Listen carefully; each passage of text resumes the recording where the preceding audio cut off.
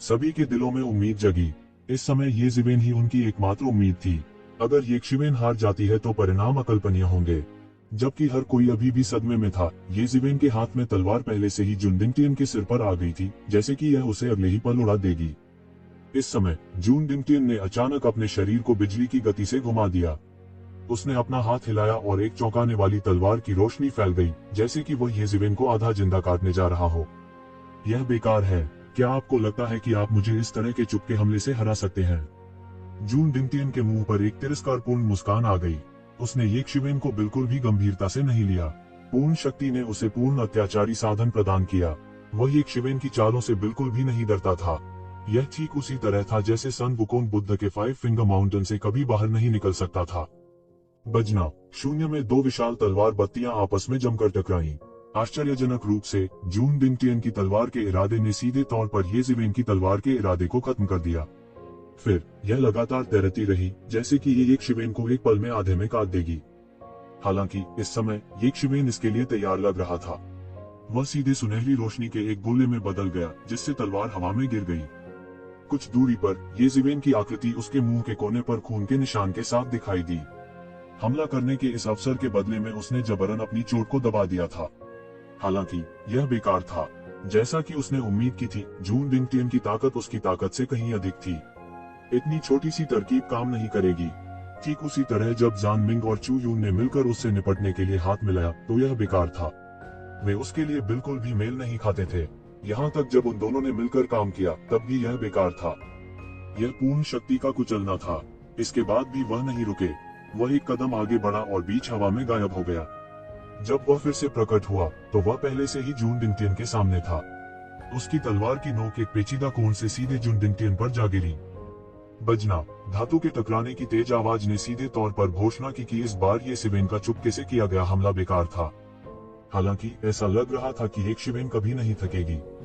जिस क्षण आक्रमण की यह लहर अभी रुकी थी, आक्रमण की अगली लहर पहले ही उसे मारने के लिए उस पर टूट पड़ी थी। बजना, बजना, बजना। दोनों पक्षों के सिलहुट शून्य में लगातार आश्चर्यजनक टक्कर की आवाजें निकाल रहे थे। ये ज़िवेन को लगातार बाहर निकाल दिया गया था, लेकिन हर बार जब वह बाहर निकलता था तो वह हठपूर्वक वापस ऊपर चढ़ जाता था और अपने चार्ज को फिर से लॉन्च करता था। भीड़ की नजरों में वह डॉन क्विक्सोर्ट जैसा था, पहले से ही मूर्ख। ये ज़िवेन पागल है। यह स्पष्ट रूप से बेकार है। वह अभी भी हमले क्यों कर रहा है? कुछ लोग हैरान रह गए।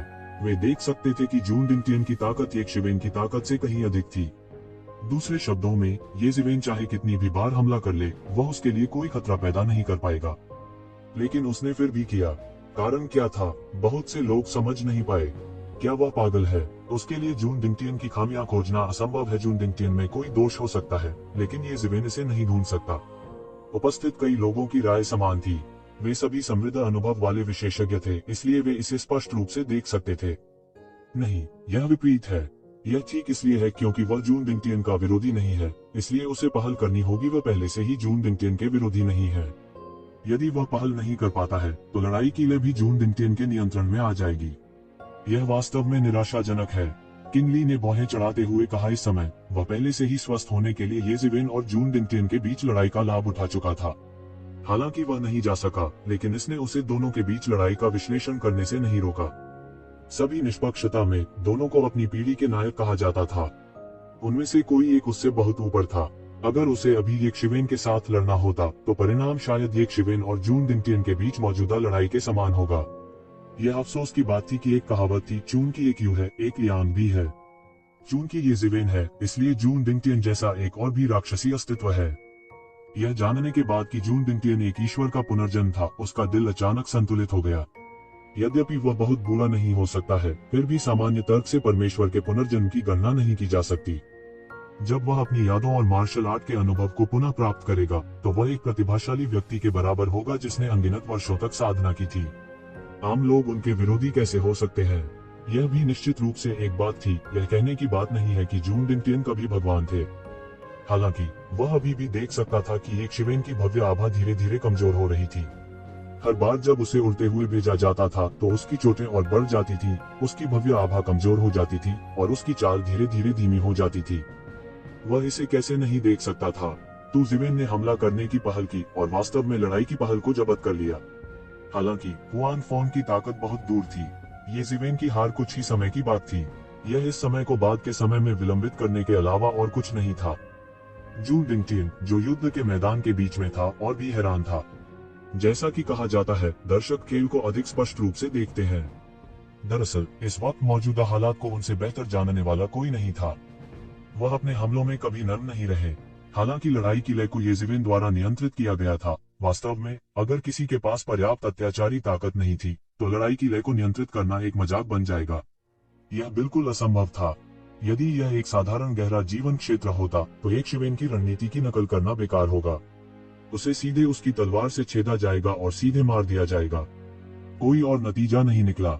ये जिवेन की दृढ़ता पहले से ही चोटों के साथ अब तक बने रहने में सक्षम होने की उनकी कल्पना को पार कर चुकी थी।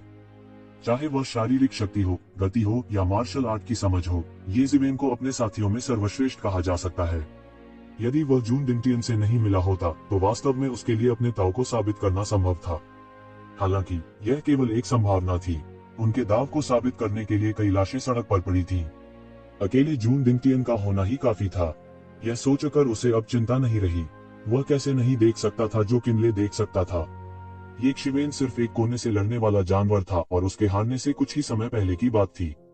जैसा कि उसने इस बारे में सोचा था, उसकी चाल थोड़ी भी धीमी नहीं थी। सभी प्रकार की अद्भुत चालें, तलवार सार और तलवार की तकनीकें जो कभी देखी या सुनी नहीं गई थी, उन्हें प्रत्यक्ष रूप से प्रदर्शित किया गया था। यह पारे के समान था जो जमीन पर छलक रहा था, मूसलाधार बारिश में बह रहा था और विशाल आकाश को चीर रहा था। दोनों के बीच की लड़ाई ने शून्य को पूरी तरह से चकनाचूर कर दिया। दोनों पक्ष पागल हो गए थे, विशेष रूप से ये जिवेन, जो बिल्कुल भी पीछे नहीं हटे। उनके अत्याचारी शरीर की अत्याचारी ताकत भी इस समय स्पष्ट और विशद रूप से परिलक्षित होती थी। वह एक पागल राक्षस की तरह था, लगातार हमला कर रहा था, युद्ध की पहल को जब्त कर रहा था और अपनी हार के समय में देरी कर रहा था। जैसा कि अन्य लोगों ने अनुमान लगाया था, ये जिवेन वास्तव में समय में देरी कर रही थी। हालांकि ऐसा इसलिए नहीं था क्योंकि वह हार के लिए समय में देरी कर रहा था, बल्कि इसलिए कि वह जून डिंगटियन के इतने अत्याचारी होने के कारणों का विश्लेषण कर रहा था।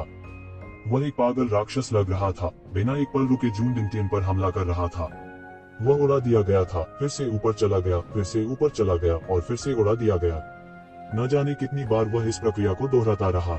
दोनों पक्ष शून्य में रह गए थे और बहुत से लोग अब स्पष्ट रूप से नहीं देख सकते थे। उसके पीछे टेम्पेस्ट विंग्स भी अनारक्षित रूप से प्रदर्शित किए गए थे। टेम्पेस्ट विंग्स के बिना उसके लिए जून डिंगटियन की तलवारबाजी की गति के साथ चलना असंभव होगा। हालांकि अगर कोई उनकी आंखों को देख पाता, तो वे पाते कि वे बेहद शांत हैं। जून डिंगटियन बेहद शांत थे क्योंकि उन्हें यकीन था कि वह जीतेंगे, जबकि येजिवेन का दिल पानी की तरह शांत था, हर चीज से अप्रभावित, बिना किसी मामूली उतार चढ़ाव के। वह एक भावनाहीन रोबोट की तरह था जो लगातार गणना करता रहता था। समय समय, ये जिवेन अपने दिल में चिल्लाए। उसे अब समय चाहिए था।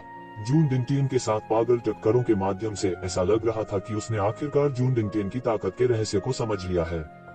यह तरबूज की बेलों का पालन करने जैसा ही था। वह रहस्य का पता लगाना चाहता था और वह रहस्य जो उसकी ताकत को अगले स्तर तक ले जाएगा। हालांकि समय किसी के लिए इंतजार नहीं करता था। उसकी शारीरिक स्थिति खराब होती जा रही थी। हालांकि वह बेहद शांत था, एक रोबोट की तरह, वह अपनी शारीरिक स्थिति के बारे में बहुत स्पष्ट था। अत्याचारी शरीर से भी उसका पतन होने का नाम नहीं ले रहा था। उसे समय चाहिए था। दुर्भाग्य से, जब उसे समय की आवश्यकता थी, समय ने किसी की प्रतीक्षा नहीं की। ये जिवेन की चोटें लगातार बिगड़ती जा रही थीं। हालांकि वह जबरदस्ती अपनी चोटों को दबा रहा था और जून डिंगटियन से लड़ रहा था, लेकिन इससे उसके शरीर की चोटों में देरी नहीं हो सकती थी। यह इस शर्त के तहत था कि उसके पास खुद को ठीक करने के लिए फीनिक्स रिजनरेशन तकनीक हो। फीनिक्स पुनर्जनन तकनीक के बिना अत्याचारी शरीर के साथ भी वह बहुत पहले ही ढह गया होता। समय मिनट दर मिनट बीतता गया। सबका दिल धीरे धीरे डूब गया। ये जिवेन का पूरा शरीर खून से लथपथ लग रहा था। उसके शरीर के रोम रोम से खून निकल रहा था। यह एक संकेत था कि उसके आंतरिक अंग हिल गए थे। उसका पूरा शरीर एक लहूलुहान आदमी की तरह लग रहा था और उसकी हरकतें धीमी और धीमी होती जा रही थी। ऐसा लग रहा था कि वह वास्तव में अपनी सीमा तक पहुंच गया था, पूरी तरह से अपनी सीमा पर और पतन के करीब था। मुझे अंत में यह समझ आ गया, ये शिवेन ने जोर से चिल्लाया और उसका पूरा शरीर उड़ गया। लेकिन इस बार वह उठ नहीं सका। वह जोर से जमीन पर गिरा और सीधे एक बड़ा गड्ढा बना दिया। वो किनलाई से भी ज्यादा दयनीय था। क्या सब कुछ खत्म होने वाला है? सभी ने अनिच्छा से सोचा। यह न केवल येजिवेन की विफलता थी, बल्कि उन सभी की मृत्यु भी थी। इस समय केवल येज़ेबेल ही अडिग थी। उसके शरीर में वास्तविक तात्विक ऊर्जा लगातार घूम रही थी, खुद को मजबूत बनाने की कोशिश कर रही थी। हालांकि मुझे नहीं पता कि तुमने क्या निकाला है, यह बेकार है।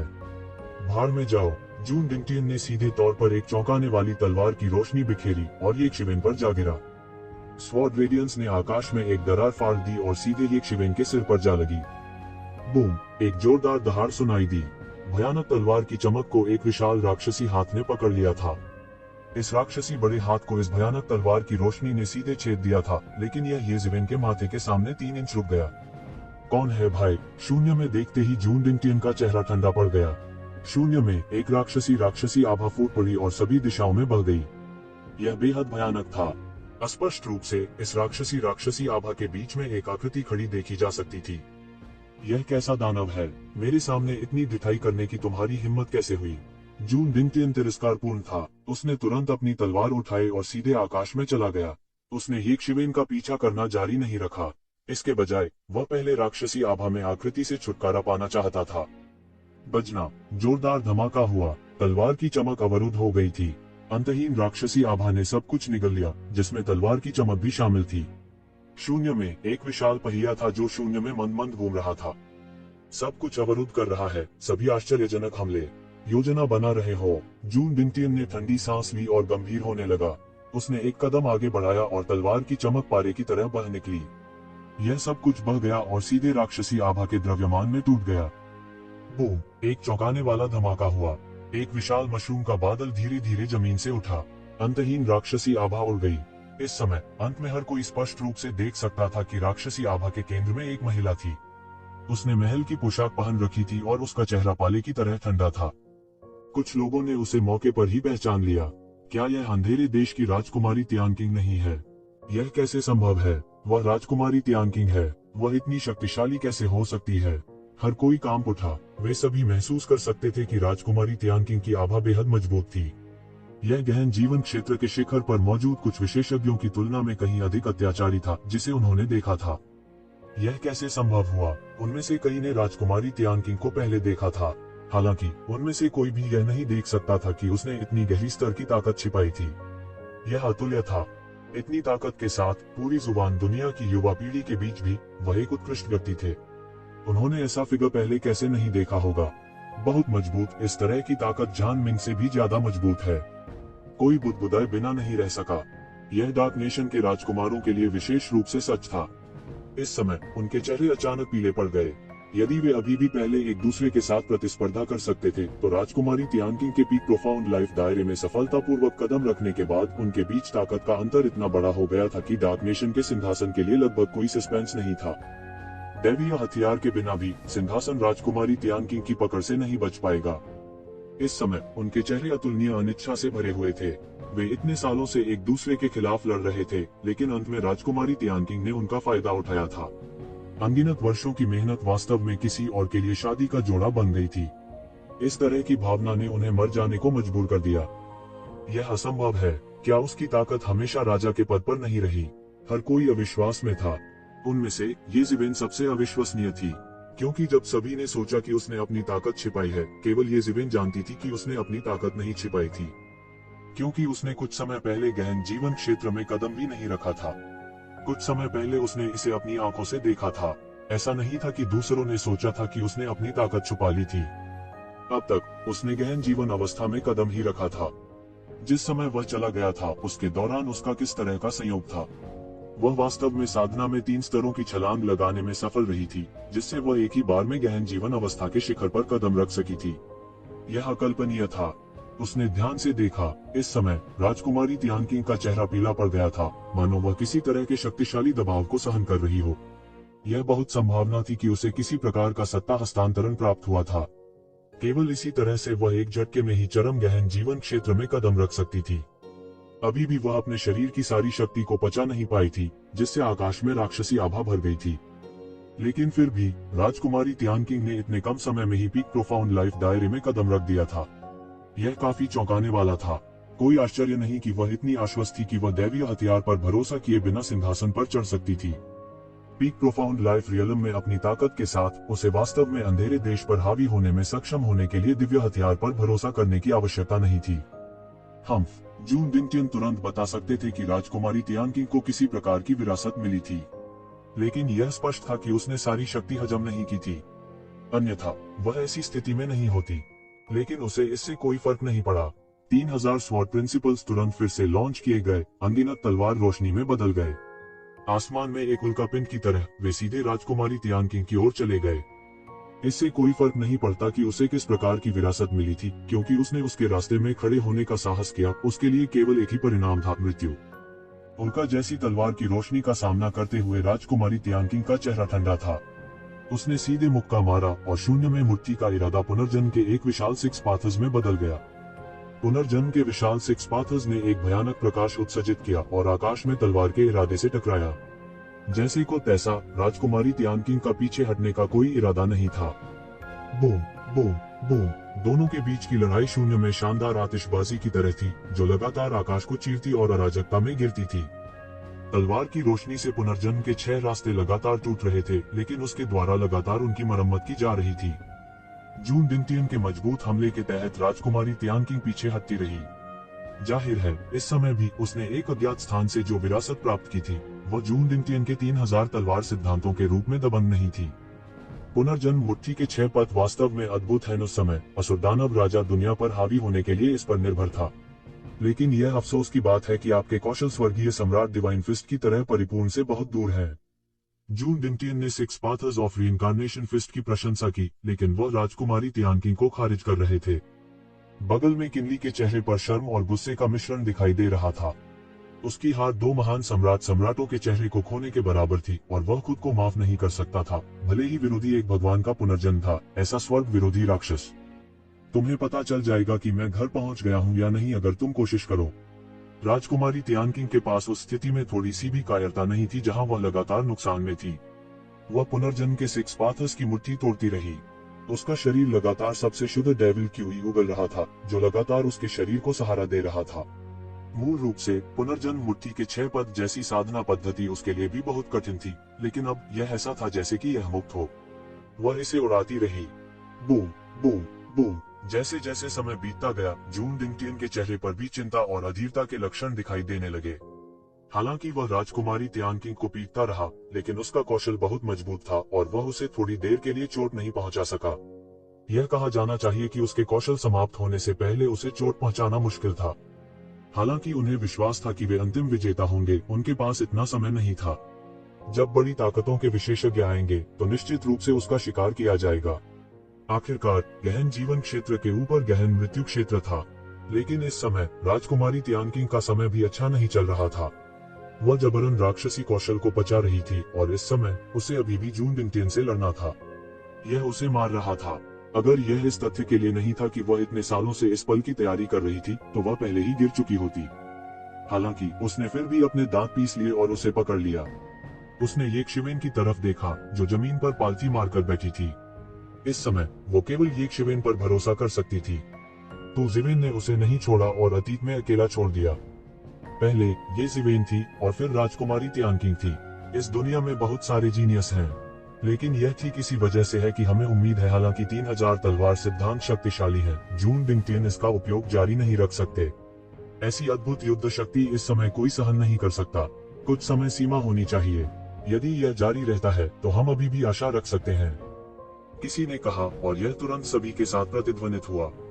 सोचते सोचते यह वास्तव में संभव था, लेकिन उन्होंने इस दिशा में बिल्कुल नहीं सोचा। ये ज़िवेन और राजकुमारी तियानकिंग भले ही इतने लंबे समय तक बने रहे, लेकिन अगर वे होते तो वे शायद एक भी चाल का सामना नहीं कर पाते और पूरी तरह से मारे जाते। इस समय सभी की निगाहें ये ज़िवेन की ओर मुड़ गईं, जो अपने पैरों को क्रॉस करके जमीन पर बैठी थी। इस समय क्या उसके पास ठीक होने के लिए पर्याप्त समय होगा? हर कोई जानता था कि वह अभी घायल हो गया था और उसका जीवन एक धागे से लटका हुआ था। इतने कम समय में वह किस हद तक ठीक हो पाए, यह अभी भी एक समस्या थी। इस समय ये ज़िवेन, जिसकी सभी को उम्मीद थी, लगातार अपनी सांसों को ठीक कर रहा था। उसके शरीर पर सांस मजबूत और कमजोर के बीच उतार चढ़ाव करती रही, जैसे कि वह लगातार रूपांतरित हो रहा था, लेकिन साथ ही जैसे कि वह किसी भी समय सांस लेना बंद कर देगा। सभी को डर था कि कहीं वह संभल न पाए और सांस रोक ले। उसके शरीर से फीनिक्स के बेहोश रोने की आवाज सुनाई दे रही थी। वह सतह पर अच्छा नहीं लग रहा था, हालांकि वह वास्तव में अंदर जीवन शक्ति से भरा था। सभी ने सोचा था कि वह पागल हो गया है, लेकिन वह ताओ सिद्धांतों को लगातार समझ रहा था। सभी ने उनकी फीनिक्स रिजनरेशन तकनीक को कम करके आंका था। राजकुमारी तियानकिंग ने उसके लिए पर्याप्त समय खरीदा था। हालांकि उसकी सांस सतह पर अस्थिर लग रही थी, वास्तव में वह पहले ही 70% माइनस 80% तक ठीक हो चुका था। वास्तव में जो बात उसे परेशान कर रही थी वह यह थी कि और अधिक शक्तिशाली कैसे बने। 70% माइनस 80% तक वापस आना अर्थहीन था, और वह अभी भी जून डिंगटियन के लिए एक मैच नहीं था। वह पहले ही गहरी सोच में पड़ चुका था। जब वह जून डिंगटियन के साथ लड़ रहा था तो उसने पागलपन से हमला किया, जिससे जून डिंगटियन को अपनी सारी शक्ति का उपयोग करने के लिए मजबूर होना पड़ा। हालांकि वह गंभीर रूप से घायल हो गया था, यह परिणाम के बिना नहीं था। इसके विपरीत उसने बहुत सी चीजें देखी और उन दोनों के बीच लड़ाई से बहुत कुछ निकाला। उसके दिमाग में अनगिनत संभावनाएं कौंधी और उसने एक एक करके गलत को खत्म कर दिया। उसी समय उनके दिव्य विचारों ने शून्य में लड़ रहे दो लोगों को जाने नहीं दिया। वह निरीक्षण करता रहा और अपने पिछले अनुमान की पुष्टि करता रहा। लंबे समय के बाद वह आखिरकार किसी नतीजे पर पहुंचे। निश्चित रूप से, जैसा कि उसने अनुमान लगाया था, जून डिंगटियन के इतने शक्तिशाली होने का कारण यह नहीं था कि उसकी ताकत येज़िवेन से बहुत अधिक मजबूत थी, बल्कि इसलिए कि उसने अतिरिक्त ताकत को अपनी तलवारबाजी में एकीकृत कर लिया था। यह भी कहा जा सकता है कि उनके 3000 तलवारबाज सभी अद्वितीय तलवारबाज थे। उनकी ताकत आमतौर पर 3000 तलवारबाजी के बीच बिखरी हुई थी, और जब यह एक महत्वपूर्ण क्षण में केंद्रित थी तो यह राक्षसी ताकत की गारंटी थी। यह एक ऐसी दिशा थी जिसके बारे में उसने कभी नहीं सोचा था, लेकिन जून डिंगटियन ने उसके लिए एक नया द्वार खोल दिया था। उन्होंने अपनी ताकत को मार्शल आर्ट में फैलाया और एक बाहरी अवतार जैसा कुछ बनाया जो बहुत शक्तिशाली था। एक बार उपयोग करने के बाद इन सभी मार्शल आर्ट अवतारों को केंद्रित किया जा सकता है, और उनकी ताकत एक पल में अनगिनत बार आसमान छूती है, किसी भी दुश्मन को कुचलने के लिए पर्याप्त है। यह मूल रूप से उनका अनुमान था, लेकिन कुछ समय के बाद उन्होंने अंततः अपने अनुमान की पुष्टि की। इस समय येमू यहाँ नहीं था, इसलिए अनुभवी बूढ़े शैतान से पूछने का कोई तरीका नहीं था। हालांकि उन्हें विश्वास था कि वह सच्चाई के करीब है, और वह इसके बारे में था। यद्यपि उसने यही कहा था, वास्तव में ऐसा करना अत्यंत कठिन था। जून डिंगटियन से पहले भी उसने इसके बारे में कभी नहीं सुना था, ऐसा करना तो दूर की बात है। उन्होंने इसे स्वयं निकाला, और वास्तव में इसे पूरा करना बहुत कठिन था, लेकिन इसने उन्हें आगे बढ़ने के लिए एक नई दिशा दी। एक बार जब वह इसमें महारत हासिल कर लेता है तो वह जून डिंगटियन की तरह बन सकता है, उसी दायरे पर हावी हो सकता है। येज़िवेन ने इस पद्धति को मार्शल आर्ट डोपेलगैंगर नाम दिया है।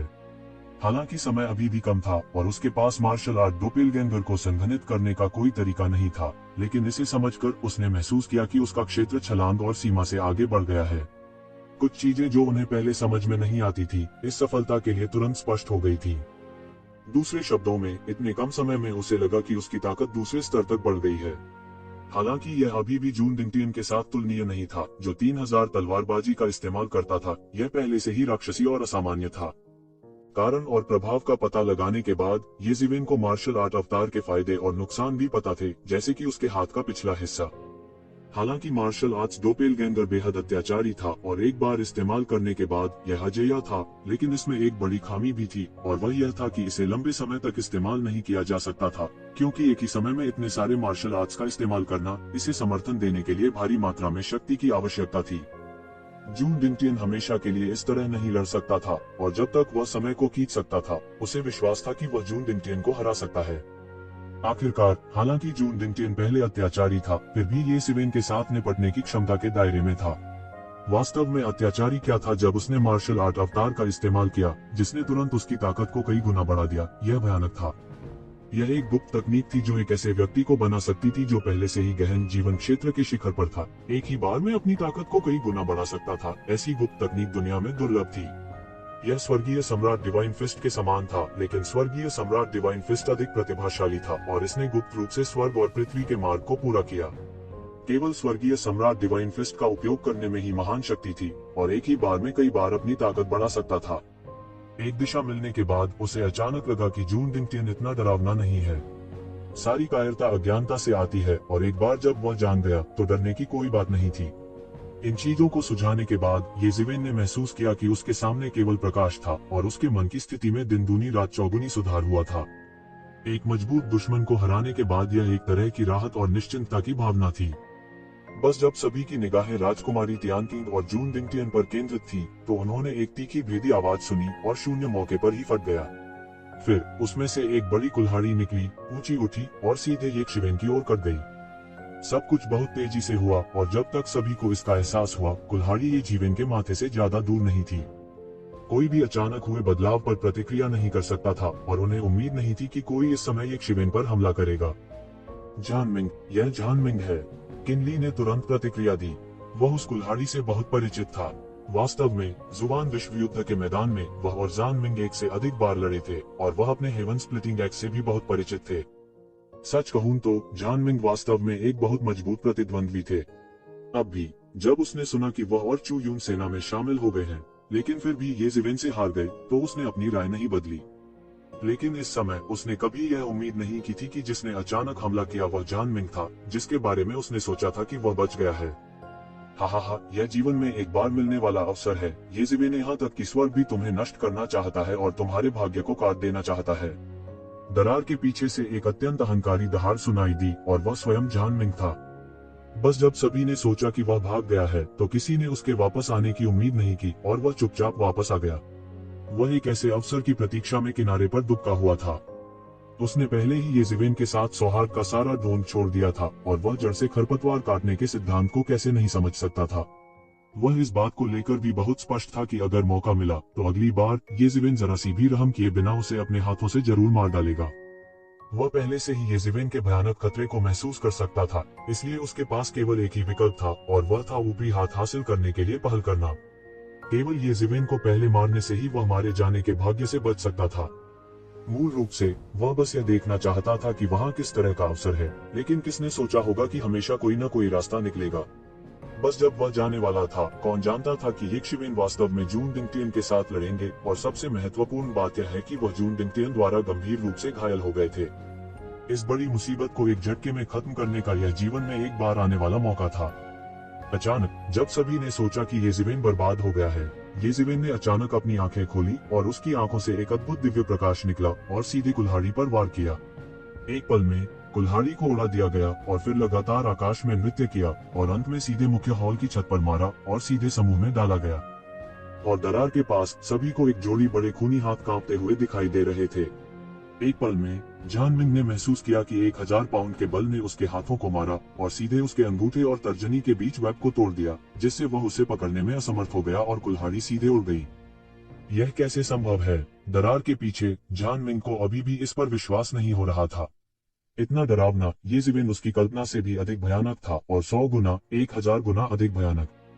क्या वह पहले से ही घायल नहीं है? वह अभी भी इतना मजबूत कैसे हो सकता है?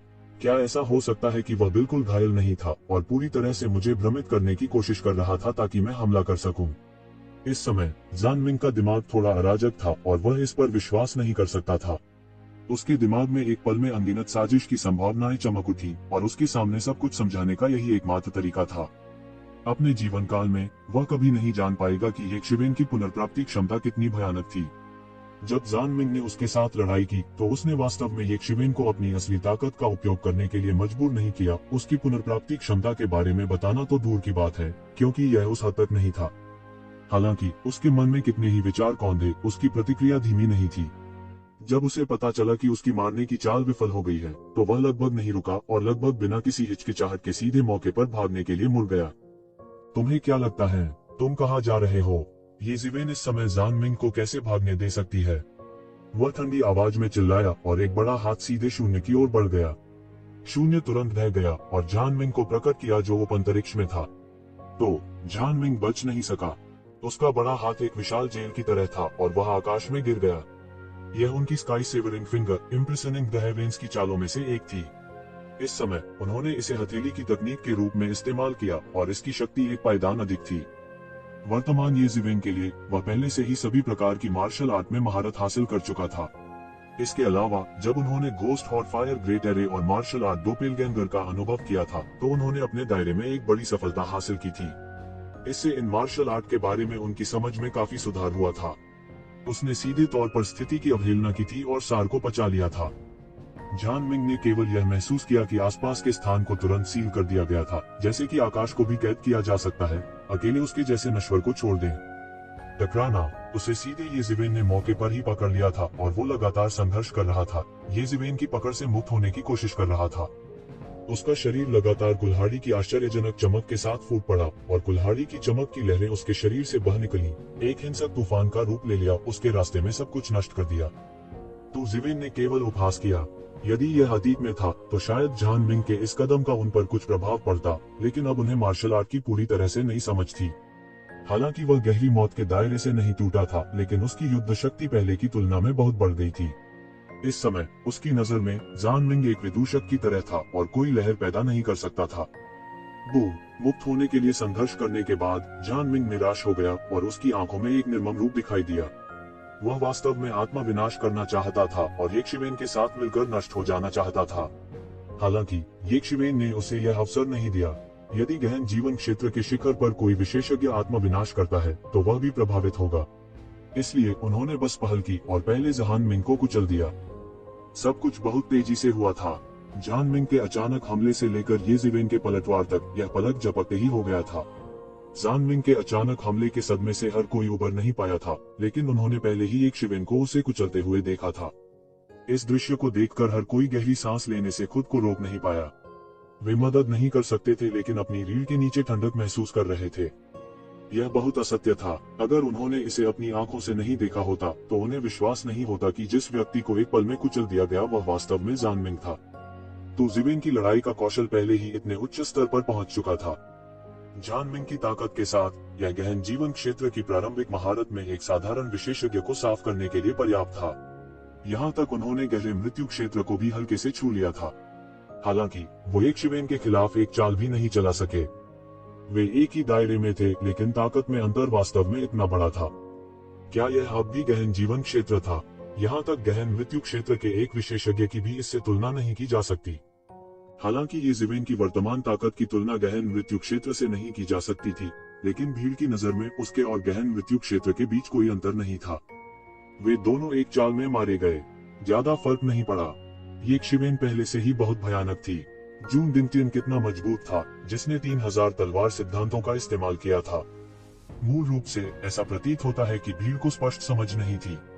अब ऐसा लग रहा था कि जून डिंगटियन जो इस स्तर पर पहुंच गया था, अब कोई मैच नहीं था। क्या वे वास्तव में इतने मजबूत हो गए हैं? किनली ने कुछ लोगों को कुछ उलझी हुई निगाहों से देखा।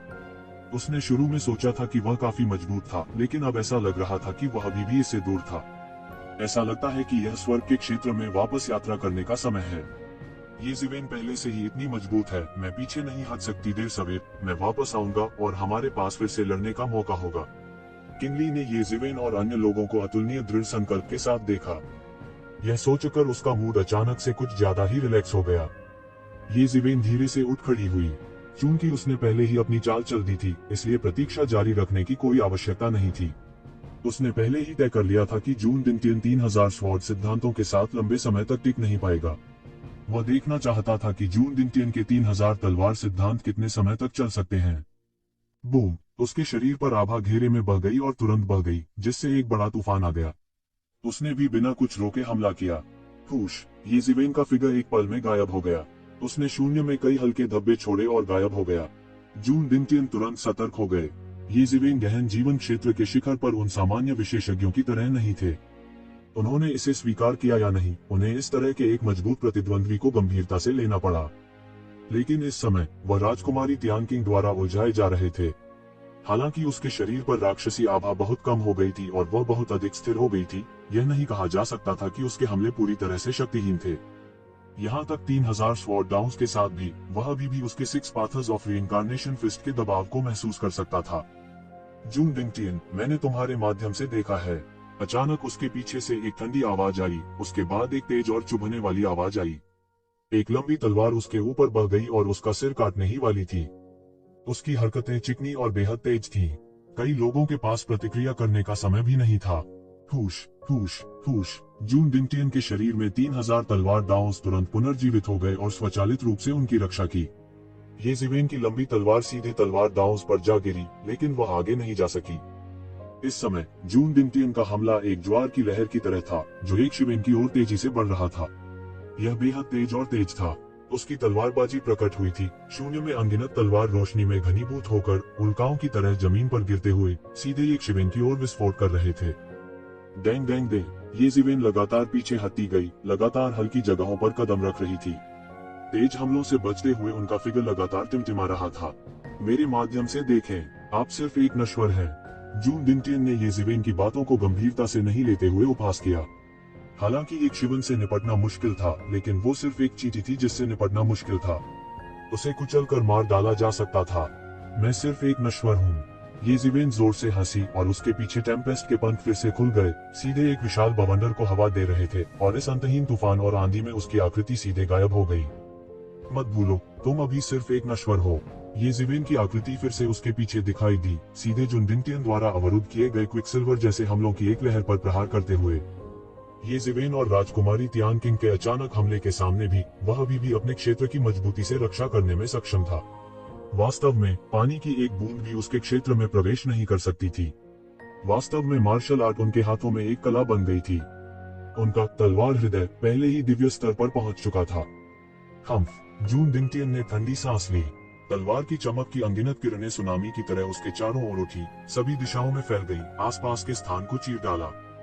इस कदम ने एक बड़े क्षेत्र को कवर किया। भले ही एक शिवेन कहीं भी छिपा हो, भले ही वह उप स्थान में छिपा हो, यह बेकार होगा। निश्चित रूप से ये जिवेन को अपना फिगर दिखाने के लिए मजबूर होना पड़ा। थोड़ा शर्मिंदा हुआ, लेकिन वह जरा सा भी उदास नहीं दिख रहा था। इसके विपरीत वह जोर से हंसे। मैंने आपके 3000 तलवार दांवों के माध्यम से देखा है, ये जिवेन ने कहा। इतनी बड़ी खपत के साथ आपको अपनी सीमा पर होना चाहिए। देखते हैं आप कब तक रुक सकते हैं। जून दिनटियन चौंक गया। उसे ये उम्मीद नहीं थी कि एक शिवेन सब कुछ देख लेगी। उनका 3000 तलवार सिद्धांत इतना शक्तिशाली था कि इसने उनकी सैन्य शक्ति को कई गुना बढ़ा दिया था। हालांकि इतनी शक्तिशाली तकनीक इसकी कमियों के बिना नहीं थी। कमी यह थी कि यह बहुत अधिक ऊर्जा की खपत करता था। यहाँ तक उनके जैसा पुनर्जन्म लेने वाला देवता भी, जिसके पास अतुलनीय रूप से शक्तिशाली काया शोधन तकनीक थी, बहुत अधिक समय तक उसकी मार्शल शक्ति के उपभोग का समर्थन नहीं कर सकता था। इसे एक कमजोरी और उस पर एक बहुत बड़ी बात माना जा सकता है। बात बस इतनी थी कि अपने पुनर्जन्म के बाद वह इसके बारे में बहुत पहले ही भूल चुका था। ऐसा इसलिए था क्योंकि अपने पुनर्जन्म के बाद से उसने जितने भी विरोधियों का सामना किया था, चाहे बाहरी दुनिया ने उन्हें किसी भी तरह के जीनियस के रूप में आंका हो, वे सभी उसके सामने उड़ते हुए बादल थे। एक बार जब उसने 3000 तलवार सिद्धांतों का उपयोग किया, तो उन सभी प्रतिभाओं का वध कर दिया गया जैसे कि वे खरबूजे और सब्जियां हों। ऐसा कोई नहीं था जो उसे इस हद तक मजबूर कर सके। यहाँ तक ये जिवेन भी कोई अपवाद नहीं थी। अगर राजकुमारी तियानकिंग नहीं होती, तो उसकी भी मौके पर ही मौत हो जाती। अब यह कोई कमजोरी नहीं थी, लेकिन ये शिवेन ने अचानक इसे समझ लिया था। दूसरों के विपरीत, जो केवल अनुमान लगा रहे थे, वह अपने 3000 तलवार दांवों की कमजोरी के बारे में गहराई से जानते थे। इस समय यह एक घातक दोष के रूप में विकसित होने की संभावना थी। यह सोचकर वह नाराज हुए बिना नहीं रह सका। क्या ऐसा हो सकता है कि वह इतिहास में पहली बार हारने जा रहा हो? चलो देखते हैं कि क्या आप तब तक रुक सकते हैं। जून दिनटियन ठंडेपन से चिल्लाया और हमला करने की पहल की। उनकी आकृति ने सीधे तौर पर आफ्टरइमेज से भरे आकाश को खींच लिया, ध्वनि अवरोध को फाड़ दिया और बहुत तेज भेदी ध्वनि के साथ फट गया। वो तुरंत ही एक शिवेन के सामने आ गया। यह एक स्थानिक शटल नहीं था, इसके बजाय उसने अपनी गति पर भरोसा करके यह हासिल किया था। उनकी चपलता तकनीक अत्याचारी थी और उनकी मार्शल शक्ति अतुलनीय रूप से उच्च थी। इस समय यह पूरी तरह से परिलक्षित होता था। उसने अपना बड़ा हाथ फैलाया और एक अतुलनीय रूप से विशाल लंबी तलवार शून्य में घनीभूत हो गई। यह लगातार घूमता रहा और एक कुरकुरा और मधुर धात्विक झनकार ध्वनि जारी की। फिर यह सीधे एक शिवेन के सिर की ओर बह गया। दान। इस महत्वपूर्ण क्षण में ये जिवेन की विंड एंड थंडर विंग्स ने सीधे उसके पूरे शरीर की रक्षा की। उसका पूरा शरीर भी एक बड़ी ताकत से टकराया था, जो सीधे जमीन में धंस गया था। पफ, उसने सीधे एक कौर खून उगल दिया। हालांकि उसकी ताकत बहुत बढ़ गई थी, लेकिन जून दिनटियन का सामना करने पर कोई अंतर नहीं आया, जिसकी ताकत कई गुना बढ़ गई थी। जून दिनटियन ने तुरंत तलवार पकड़ ली और अपनी पूरी ताकत से ये सिवेन पर फेंक दी। स्वोश, लंबी तलवार तेज और अत्यावश्यक थी, विशाल आकाश को चीरती हुई। हर जगह वह गुजरा, सब कुछ ढह गया और स्वर्ग और पृथ्वी का अस्तित्व समाप्त हो गया। ऐसा लग रहा था कि ये सिवेन को उसी जगह जमीन पर पटकने वाला था। राजकुमारी तियानकिंग ने अपने शरीर में उबलती हुई राक्षसी ऊर्जा को दबाते हुए ओर से देखा और फिर से हमला किया। उसने एक मुक्का मारा और मुट्ठी का इरादा एक अतुलनीय विशाल पहिया में बदल गया, जो सीधे जून दिनटियन की ओर कुचल गया। स्वर्ग दाव, मानव दाव, असुर दाव, पशु दाव, भूखा भूत दाव, नरक दाव। पुनर्जन्म के 6 मार्ग, प्रत्येक पथ में स्वर्ग और पृथ्वी को नष्ट करने और सभी जीवित प्राणियों को शुद्ध करने की शक्ति थी। यह बेहद भयानक था। जून डिंगटियन ने इसे हल्के में लेने की हिम्मत नहीं की और सीधे अपनी तलवार से वार किया।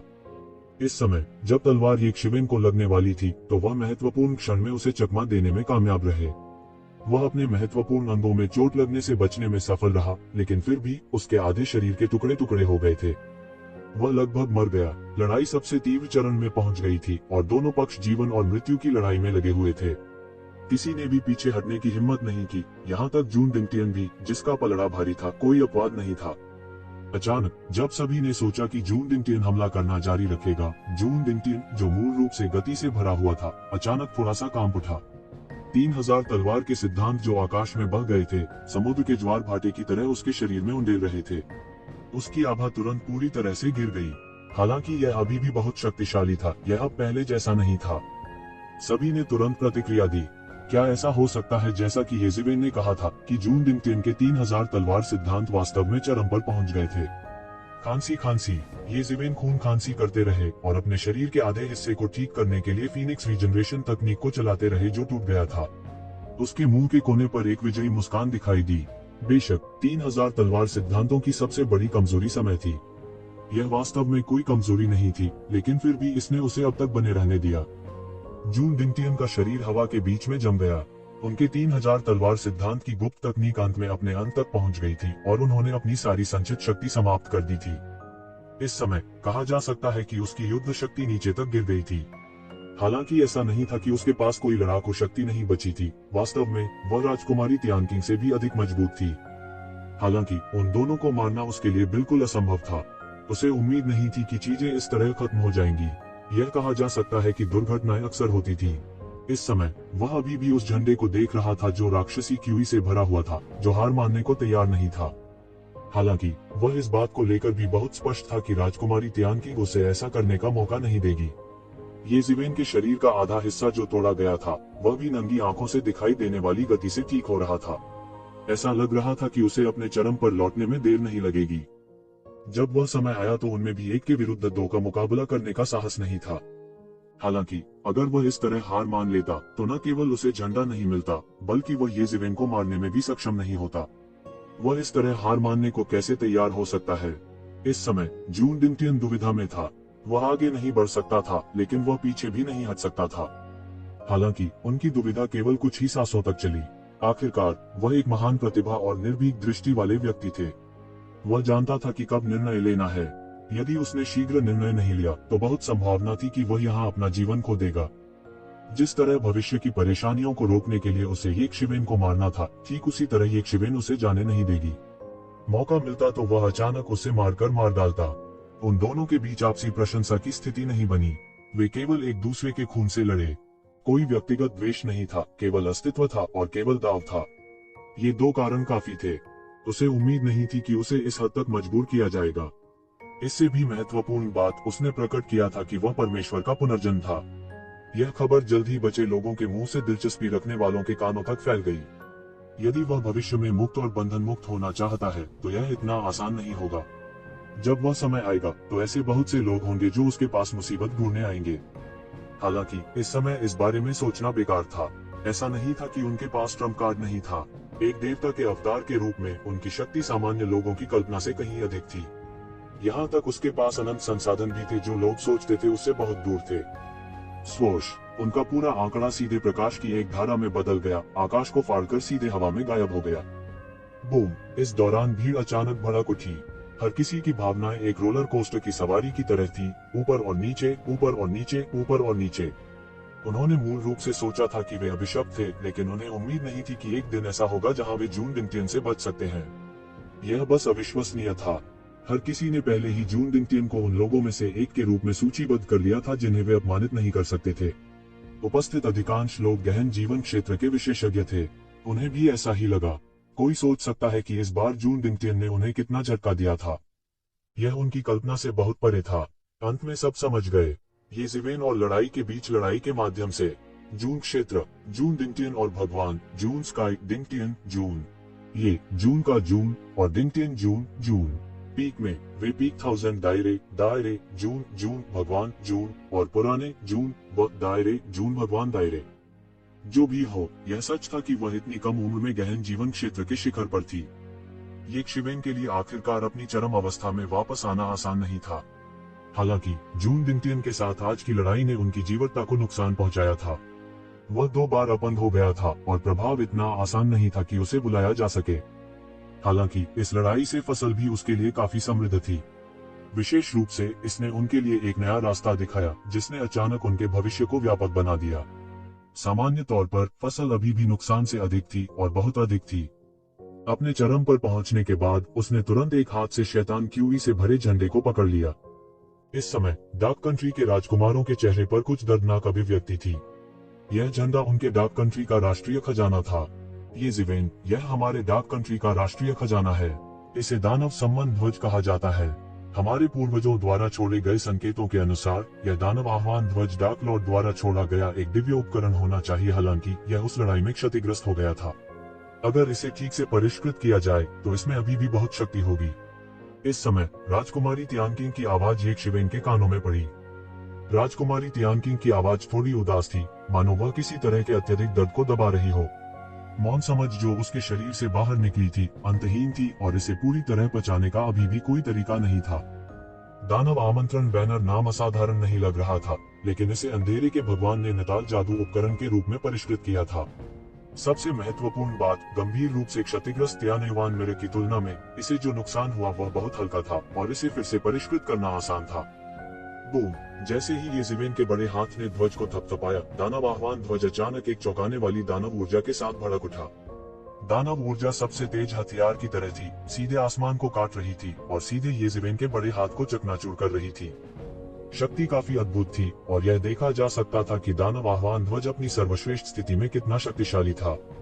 हालांकि यह इस समय पहले से ही क्षतिग्रस्त था। यह कहने की बात नहीं है कि इसे नियंत्रित करने के लिए इसके पास कोई मास्टर नहीं था। हालांकि वह बचना चाहता था, लेकिन येशिवेन की पकड़ से कैसे बच सकता था? शुआ, येशिवेन शरीर ने सीधे एक खूनी प्रकाश को मिटा दिया और दानव सम्मान ध्वज ने तुरंत आत्मसमर्पण कर दिया, जैसे कि उसने एक सम्राट का सामना किया हो। येशिवेन ने आखिरकार राहत की सांस ली। यदि यह दानव आह्वान ध्वज हठपूर्वक विरोध करना जारी रखता है तो उसके लिए इसे वश में करना आसान नहीं होगा। यह उल्लेख नहीं करना चाहिए कि आसपास के बहुत सारे लोग थे जो इसे लालच से देख रहे थे। अंत में त्यानेवान मिरर की जबरदस्ती पर भरोसा करके दानव को बुलाने वाले झंडे को आखिरकार दबा दिया गया। हालांकि दानव आह्वान ध्वज असाधारण था, इसकी तुलना पूर्व दानव सम्राट के दिव्य उपकरण त्यानेवान मिरर से नहीं की जा सकती थी। दानव बुलाने वाले झंडे को वश में करने के बाद येशिवेन ने तुरंत किनली और अन्य लोगों को विदाई दी और फिर राजकुमारी तियानकिंग के साथ घोस्ट हॉट फायर अरे की दिशा की ओर चल पड़े। वह इस समय भी काफी चिंतित था और उसे नहीं पता था कि येमो किस कदम पर आगे बढ़ा है। हालांकि प्राचीन ईश्वर शास्त्र दानव आह्वान ध्वज को दबाने में मदद कर रहा था, लेकिन आध्यात्मिक ज्ञान से निपटना आसान नहीं होगा। अन्यथा येमो को ऐसी स्थिति में आने के लिए मजबूर नहीं होना पड़ता। सभी ने येशिवेन को जाते हुए देखा, लेकिन उन्होंने उसे रोकने की हिम्मत नहीं की। क्या मजाक है, ये दोनों अद्वितीय हत्यारे देवता थे और वे उन्हें भड़काने का जोखिम नहीं उठा सकते थे। थोड़ी देर चर्चा करने के बाद हर कोई अचानक तितर बितर हो गया और इस समय का फायदा उठाते हुए जल्दी से दूसरे खजाने में खजाने की खोज करने लगा। हालांकि अधिकांश खजाने येशिवेन द्वारा ले लिए गए थे, फिर भी अन्य खजाने थे। संक्षेप में, वे इस यात्रा को व्यर्थ नहीं कर सकते थे। येशिवेन और राजकुमारी तियानकिंग जल्दी से घोस्ट हॉट फायर एरे के किनारे पर पहुंचे।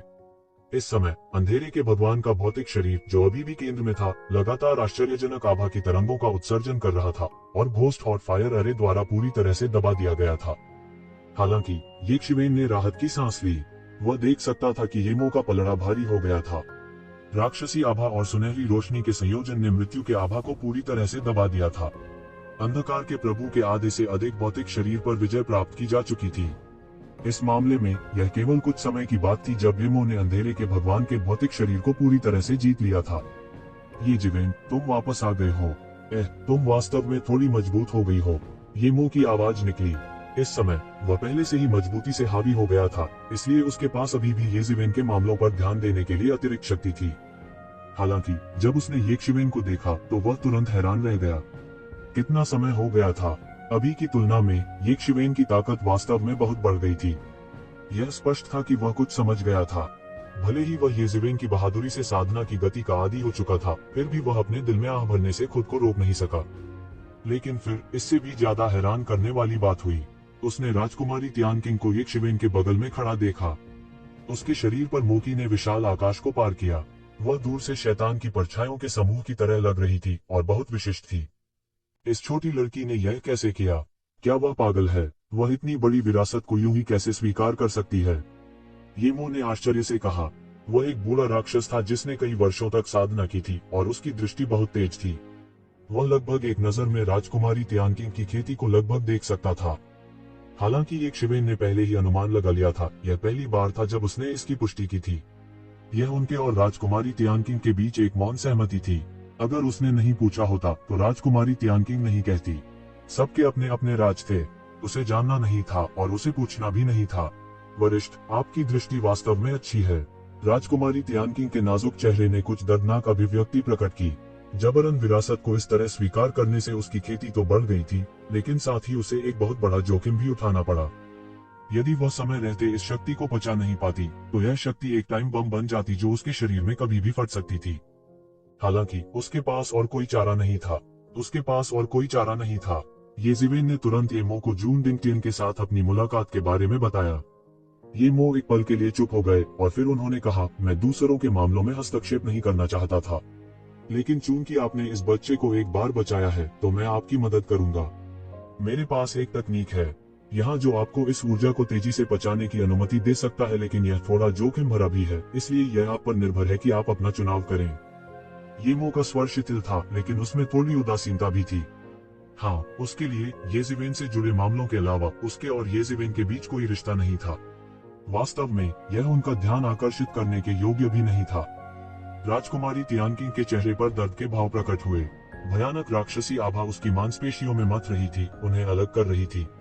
ऐसा लग रहा था जैसे उसके शरीर पर किसी भी पल गिरने का खतरा मंडरा रहा हो। उसके पास और कोई चारा नहीं था। इस समय इस विरासत को स्वीकार करना पहले से ही एक जोखिम भरा कदम था। यदि वह महत्वाकांक्षी नहीं होती तो वह ऐसा जोखिम नहीं उठाती। उसने अपना निचला होंठ काट लिया। हर कोई असाधारण पैदा नहीं हुआ है, क्योंकि दुनिया में हमेशा ऐसे लोग होंगे जो आपसे ज्यादा राक्षसी थे। हर कोई येजिवेन की तरह भाग्यशाली नहीं था। भले ही एक शिवेन ने रहस्यमयी जगह हासिल कर ली हो, लेकिन यह बताना मुश्किल था कि आज वह जहां था वहां तक के लिए उसने कितनी बार संघर्ष किया था। थोड़ी सी निर्ममता के बिना वह अपनी वर्तमान स्थिति तक कैसे पहुंच सकता था। इसके अलावा राजकुमारी तियानकिंग एक बहुत ही महत्वाकांक्षी व्यक्ति थी। वह यह सब जोखिम उठाने को तैयार थी। वह पहले ही इसे एक बार कर चुकी थी, तो फिर से क्यों नहीं करती? कृपया मुझे बताएं, वरिष्ठ, राजकुमारी तियानकिंग ने अपने हाथ जोड़कर कहा। वो येजिवेन के रवैये से बता सकती थी कि यह अज्ञात आध्यात्मिक शरीर कोई साधारण व्यक्ति भी नहीं था। वो अच्छी तरह जानती थी कि एक शिवेन किस तरह की इंसान है। ऊपर से तो वह कोमल और मिलनसार लग रहा था, लेकिन वास्तव में वह एक अधर्मी व्यक्ति था। क्या उसने नहीं देखा कि ईश्वरीय संघ के लोग बिना पलक झपकाए कैसे मारे गए? ईश्वरीय संघ के लोग हाल के वर्षों में अधिक से अधिक अहंकारी हो गए थे। यदि आवश्यक न हो तो अन्य महान संप्रदाय भी उन्हें उकसाने का साहस नहीं करेंगे। ऐसा नहीं था कि वे उन्हें भड़काने का जोखिम नहीं उठा सकते थे, लेकिन यह इसके लायक नहीं था।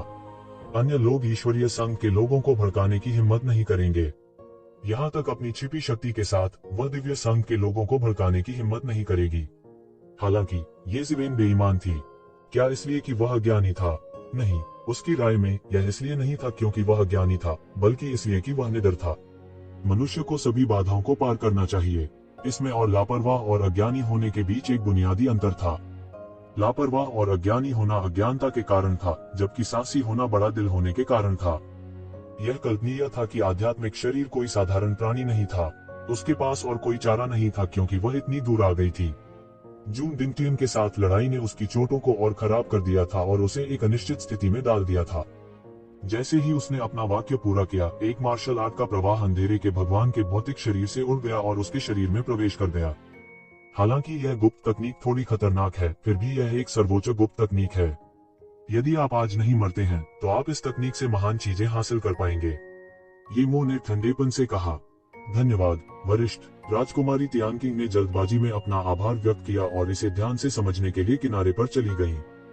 येजिवेन ने आगे कदम बढ़ाया और येमो को मार्शल आर्ट अवतार के बारे में बताया जो उसने जून डिंगटियन के साथ लड़ाई के दौरान समझा था। येमो एक पल के लिए चुप रहे और फिर उन्होंने कहा, यह भी मेरी गलती है। लेकिन मैं आपको इतनी जल्दी बताना नहीं चाहता था, क्योंकि हालांकि यह गुप्त तकनीक जटिल नहीं है, हर कोई इसे सफलतापूर्वक विकसित नहीं कर सकता या दिव्य युद्ध पद से संबंधित है, और एक बार जब यह सफलतापूर्वक विकसित हो जाता है तो निश्चित रूप से आपकी ताकत बहुत बढ़ जाएगी। मुझे उम्मीद नहीं थी कि जून डिंगटियन की उत्पत्ति एक देवता का पुनर्जन्म होगी। कोई आश्चर्य नहीं कि वह इस गुप्त तकनीक को जानता है। येमो ने कहा, मैं मूल रूप से तब तक इंतजार करना चाहता था जब तक कि आप गहन मृत्यु क्षेत्र के शिखर तक नहीं पहुंच जाते और अपने ताव को साबित करने वाले थे। मार्शल आर्ट अवतार की ताकत के साथ आपके लिए अपने ताव को साबित करना अधिक सुविधाजनक होगा। इससे पहले मैं नहीं चाहता था कि आप इस मामले की वजह से डोपेलगैंगर्स बनाएं, क्योंकि मार्शल आर्ट अवतार को कम करने से आपकी प्रगति बहुत धीमी हो जाएगी। विशेष रूप से जादुई गुप्त तकनीक जितनी अधिक शक्तिशाली होती है, उसकी खेती करने में उतना ही अधिक समय लगता है। मैं मूल रूप से चाहता था कि आप बाहरी चीजों से परेशान हुए बिना बहादुरी और लगन से साधना करें। अब ऐसा लगता है कि मैंने इसे मान लिया। यदि आप मार्शल आर्ट के अवतार को नहीं जानते हैं, तो भविष्य में ऐसे प्रतिद्वंद्वी से मिलने पर आप अनिवार्य रूप से नुकसान में रहेंगे। हालांकि मार्शल आर्ट अवतार अभी भी दुर्लभ है, एक बार जब यह प्रकट होता है तो आपको इस बार की तरह एक बड़ा नुकसान होगा।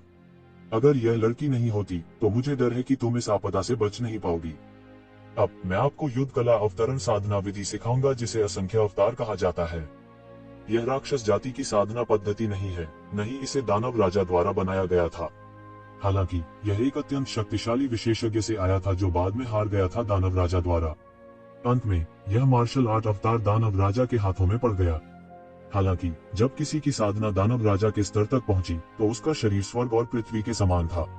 वह पहले से ही अपने शरीर को एक दुनिया में बदल सकता था और उसमें अनंत कौशल हो सकते थे। उसके लिए यह तरीका अब उपयोगी नहीं था, इसलिए यह तरीका आखिर में दब गया। असंख्य अवतार, ये ज़िवेन ने ये 4 नाम पढ़े। इसका भी एक कारण है।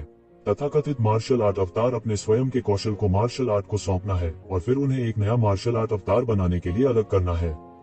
यह बाहरी अवतार के अभ्यास के समान ही है, लेकिन यह बाहरी अवतार से अलग है।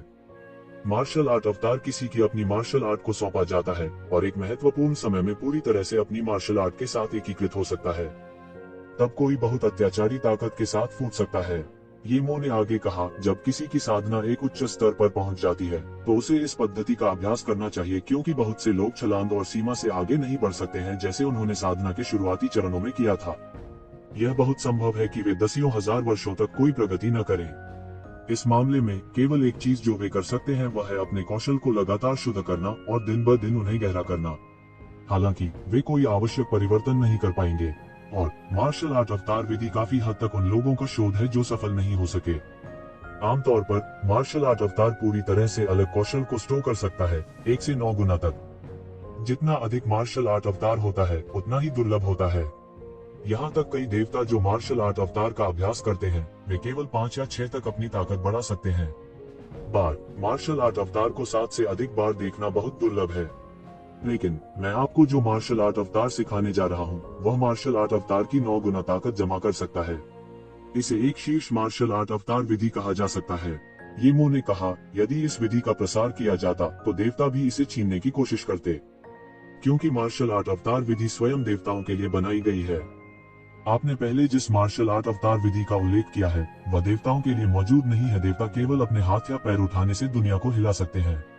इस तरह की खपत को कुछ ही सांसों में पूरी तरह से ठीक किया जा सकता है।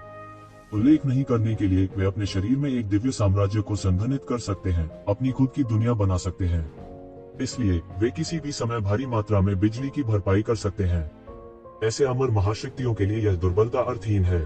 तो समझे, येमो ने कहा। ये ज़िवेन ने सिर हिलाया। इन सभी दोषों के साथ भी मार्शल आर्ट अवतरण विधि अभी भी एक पृथ्वी को तोड़ देने वाली रचना थी। उसकी वर्तमान शक्ति के साथ इसे गहन जीवन क्षेत्र के शिखर पर अजेय कहा जा सकता है।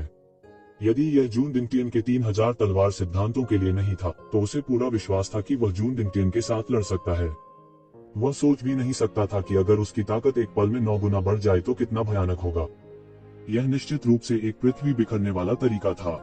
लेकिन आपको यह भी जानना होगा कि मार्शल आर्ट अवतार को संक्षिप्त करना बहुत मुश्किल है। आपको इस बारे में बहुत स्पष्ट होना चाहिए कि आपको अपनी ताकत कैसे मिली।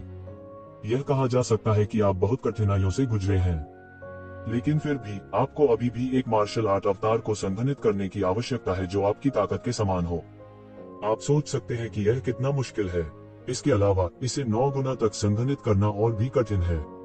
मैं मूल रूप से नहीं चाहता था कि आप इस मार्शल आर्ट अवतार को इतनी जल्दी सीखें। यह केवल आपकी प्रगति को धीमा करेगा। ये मो ने आह भरी और कहा ऐसी कई चीजें थीं जिनकी उन्होंने स्पष्ट रूप से गणना की थी, लेकिन जैसा कि कहा जाता है, योजनाएं परिवर्तनों के साथ नहीं रह सकती। बहुत सी चीजें सिर्फ घर पर बैठकर योजनाएं बनाने से पूरी नहीं हो सकती। ये ज़िवेन जानते थे कि येमो ने कहा था कि यह कठिन होगा, लेकिन वास्तव में वह पहले ही इस स्तर तक साधना कर चुके थे। इसलिए उनकी मार्शल शक्ति को फिर से प्रशिक्षित करने की कठिनाई स्वाभाविक रूप से पहले की तुलना में बहुत कम थी। हालांकि यह खाना पीना जितना मुश्किल नहीं था, लेकिन फिर भी यह बहुत आसान था। यद्यपि यह शरीर अवतार अच्छा है, इसका कुछ समय के लिए उपयोग नहीं किया जा सकता है। इसके अलावा मैं मृत आत्माओं के भगवान की कब्र पर जाने वाला हूं और इसकी बहुत संभावना है कि मुझे जून डिंगटियन का सामना करना पड़ेगा। ये ज़िवेन की भौहें तन गईं। इससे वह काफी डरा हुआ था। इसके अलावा अभी भी महिला विरोधी थी, जिससे जून डिंगटियन भी बेहद भयभीत था। यहाँ तक उसे भी यकीन नहीं था कि वह कितनी मजबूत थी। यह एक बहुत बड़ी समस्या है। हालांकि मैंने आध्यात्मिक ज्ञान को दबा दिया है, फिर भी मैं यहाँ फंसा हुआ हूँ और मैं थोड़े समय में नहीं जा सकता। यह सबसे परेशानी वाली बात है। ये मो भी काफी परेशान थी। चूंकि आप कम समय में तेजी से विकास के प्रभाव को प्राप्त करना चाहते हैं, इसलिए जोखिम उठाना ही एकमात्र तरीका है। हालांकि विघटन की महान कला जो मैंने अभी उस लड़की को सिखाई वह थोड़ी खतरनाक है, यह भी जाने का एक तरीका है। आप अधिक शक्तिशाली जानवरों को मार सकते हैं और उन्हें परिष्कृत कर सकते हैं। यहाँ तक अगर उनके मार्शल आर्ट का केवल एक छोटा सा हिस्सा आपके द्वारा परिष्कृत किया जाता है, तो भी एक मार्शल आर्ट अवतार को कम समय में संक्षिप्त करने का एक तरीका है, यदि आप इसे समय पर बना सकते हैं। यही एकमात्र तरीका है। ये ज़िवेन ने सिर हिलाया। यहाँ तक राजकुमारी तियानकिन की भी ऐसी महत्वाकांक्षा और निर्भीकता थी। वह थोड़ा जोखिम क्यों नहीं उठा सकता था? डेड स्पिरिट्स के भगवान की विरासत रसातल शैतान भगवान के खिलाफ उनकी भविष्य की लड़ाई से संबंधित थी। वह बिल्कुल कोई गलती नहीं कर सकता था। यह सोचकर उसके लिए संकोच करने की कोई बात नहीं थी। ठीक है, मैं आपको विघटन की यह महान कला प्रदान करूंगा, ये मो ने तुरंत कहा। फिर एक मार्शल आर्ट की धार उड़ी और सीधे ये ज़िवेन के शरीर में समा गई। इस मार्शल आर्ट धार में दो अद्वितीय तकनीकें थीं। एक थी शरीर अवतार की तकनीक और दूसरी थी विघटन की महान कला। ये ज़िवेन ने जल्दी से इसे देखा। ये ज़िवेन अंत में समझ गए कि ये मो का क्या मतलब है जब उन्होंने स्मरणीय मंत्र और हुआ गोंग महान कानून में निहित विभिन्न जानकारी देखी। ये मो ने कहा था कि इस तकनीक में थोड़ा खतरा है। उसे तुरंत जोर से गाली देने की इच्छा हुई। क्या यह थोड़ा खतरनाक है? ये ज़िवेन अपने वर्तमान मार्शल आर्ट क्षेत्र पर एक नजर के साथ कई शक्ति तकनीकों के सार के माध्यम से देख सकते थे। उससे छिपना असंभव था। उन्होंने इस हुआ गोंग ग्रेट तकनीक की विभिन्न चालों को तुरंत एक नजर से ही समझ लिया। इस तरह की हुआ गोंग ग्रेट तकनीक ने दूसरों की मार्शल शक्ति को अवशोषित कर लिया और फिर इसे अपनी मार्शल शक्ति में बदल दिया। फिर यह किसी की अपनी मार्शल शक्ति में तब्दील हो जाएगा। हालांकि इस तकनीक का सबसे बुरा पहलू यह था कि यदि प्रतिद्वंद्वी की मार्शल शक्ति स्वयं से बहुत हीन थी तो अवशोषण प्रभाव काफी सीमित होगा। वास्तव में अवशोषण प्रभाव काफी सीमित होगा यदि प्रतिद्वंद्वी की मार्शल शक्ति अपने आप की तुलना में थी। इसके अलावा सफलता की दर बहुत अधिक थी। यहाँ तक कि ज़िवेन जैसा साहसी व्यक्ति भी जब हुआ गोंग ग्रेट तकनीक को देखा तो ठंडी हवा के एक कौर को चूसने से खुद को रोक नहीं सका। इस तकनीक का अभ्यास करना अपने जीवन के साथ जुआ खेलने जैसा था। उन्होंने फिर से असंख्य अवतार तकनीक को देखा। यह तकनीक बहुत पूर्ण थी। प्रत्येक तकनीक का सार बहुत सटीक था। उसने इसे लगभग एक ही नजर में सीख लिया था। उसे रहस्यमय अंतरिक्ष के मार्गदर्शन की बिल्कुल भी आवश्यकता नहीं थी। वह रहस्यमय अंतरिक्ष के मार्गदर्शन पर भरोसा करता था। वास्तव में यह भी कहा जा सकता है कि वह इस पर निर्भर था। तो ज़िवेन उस समय एक प्राथमिक विद्यालय के छात्र की तरह थे, लेकिन उन्हें मिडिल स्कूल और हाई स्कूल के छात्रों के सवालों को हल करना था। उसने मिडिल स्कूल और हाई स्कूल के छात्रों का ज्ञान नहीं सीखा था, इसलिए वह सही उत्तर खोजने के लिए केवल रहस्यमय स्थान का उपयोग कर सकता था। वह इसके पीछे के सिद्धांत को नहीं जानता था। हालांकि वह इसे स्वतंत्र रूप से उपयोग कर सकता था, लेकिन अब पलक झपकते ही सैकड़ों साल बीत चुके थे। वह पहले जैसे नहीं रहे जब उन्होंने मार्शल आर्ट की दुनिया में कदम रखा था। उनके मार्शल आर्ट ज्ञान और दायरे का पहले की तरह एक ही सांस में उल्लेख नहीं किया जा सकता था। ये तरीके असाधारण रूप से उत्तम थे। वास्तव में उनमें से कई ने ये ज़िवेन को मेज पर थप्पड़ मारने और प्रशंसा में चिल्लाने का मन बनाया। हालांकि उसे रहस्यमय स्थान की आवश्यकता नहीं थी क्योंकि उसके पास इतनी विस्तृत साधना प्रक्रिया थी। यह उस समय से बिल्कुल अलग था जब वह स्काई एम्परर डिवाइन फिस्ट का पता लगाने की कोशिश कर रहे थे, जिसके बारे में उन्हें बिल्कुल भी जानकारी नहीं थी। ये ज़िवेन तुरंत समझ गए कि असंख्य शरीर परिवर्तन की यह तकनीक बहुत शानदार थी। हालांकि यह एक डोपेलगैंगर या दूसरी आदिम आत्मा से अलग था, क्योंकि इसमें भरोसा करने के लिए भौतिक शरीर नहीं था। इसलिए यह येज़िवेन के पिछले स्टार बीस्ट अवतार की तरह नहीं हो सकता था, जो अपने दम पर खेती कर सके और अपनी मौलिक भावना उसे सौंप सके। हालांकि एक मार्शल आर्ट अवतार में भी कुछ ऐसा था जिसकी तुलना एक क्लोन या दूसरी मौलिक आत्मा से नहीं की जा सकती थी। ऐसा इसलिए था क्योंकि इसे मार्शल आर्ट को सौंपा गया था, इसलिए यह एक महत्वपूर्ण क्षण में पूरी तरह से किसी के शरीर में समायोजित किया जा सकता है और इसकी शक्ति अचानक आसमान छू जाएगी। यदि उसकी साधना दोगुनी होती तो उसकी युद्ध शक्ति में वृद्धि उतनी सरल नहीं होती जितनी 1 और 1 2 के बराबर होती है। यह बहुत संभावना थी कि उसकी युद्ध क्षमता 4 या 5 गुना बढ़ जाएगी। यही कारण था कि जून डिंगटियन की मार्शल शक्ति केवल कुछ गुना बढ़ गई थी, लेकिन उसकी युद्ध शक्ति अभी भी येज़िवेन के लिए भयानक थी। हालांकि मार्शल आर्ट को संघनित करने के लिए येज़िवेन को अपने दम पर साधना करनी पड़ी। जमा होने में काफी समय लगेगा, जब तक कि वह एक दिन अपने ताऊ को साबित नहीं कर पाता, अन्यथा इस मार्शल आर्ट अवतार को केवल एक गुप्त तकनीक के रूप में इस्तेमाल किया जा सकता था और बार बार इस्तेमाल नहीं किया जा सकता था। हर बार एक मार्शल आर्ट अवतार को संघनित किया गया, यह मार्शल आर्ट को 2 गुना कर देगा। हालांकि इसे समाप्त करने के बाद फिर से संघनित करना बहुत आसान था, फिर भी इसमें बहुत समय लगता था। अन्यथा जून डिंगटियन ने येज़िवेन और राजकुमारी तियानकिंग को इतनी आसानी से जाने नहीं दिया होता। इसके अलावा एक मार्शल आर्ट अवतार को संक्षिप्त करने के लिए किसी को अपनी मार्शल आर्ट को अलग करने की आवश्यकता होगी।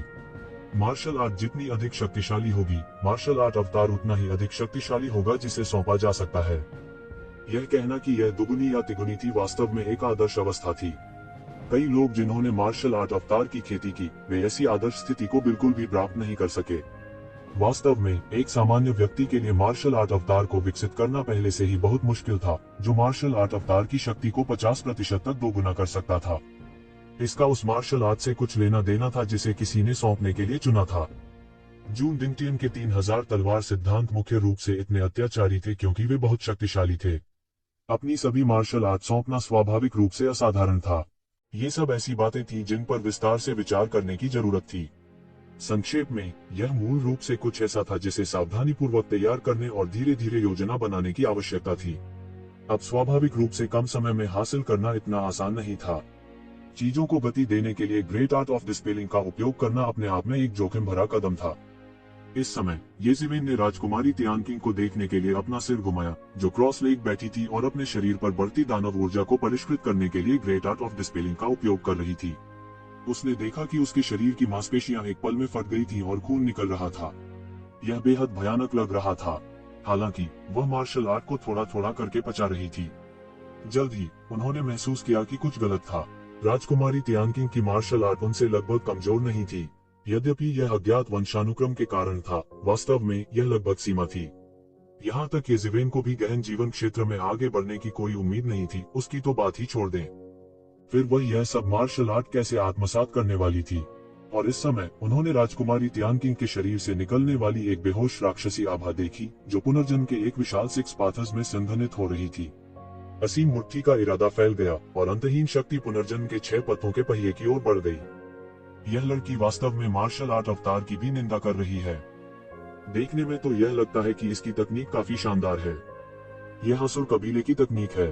अगर ऐसा है तो इसमें कोई आश्चर्य की बात नहीं है।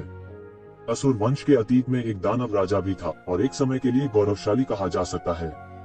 यह आश्चर्य की बात नहीं है कि कबीले के पास ऐसी तकनीक है।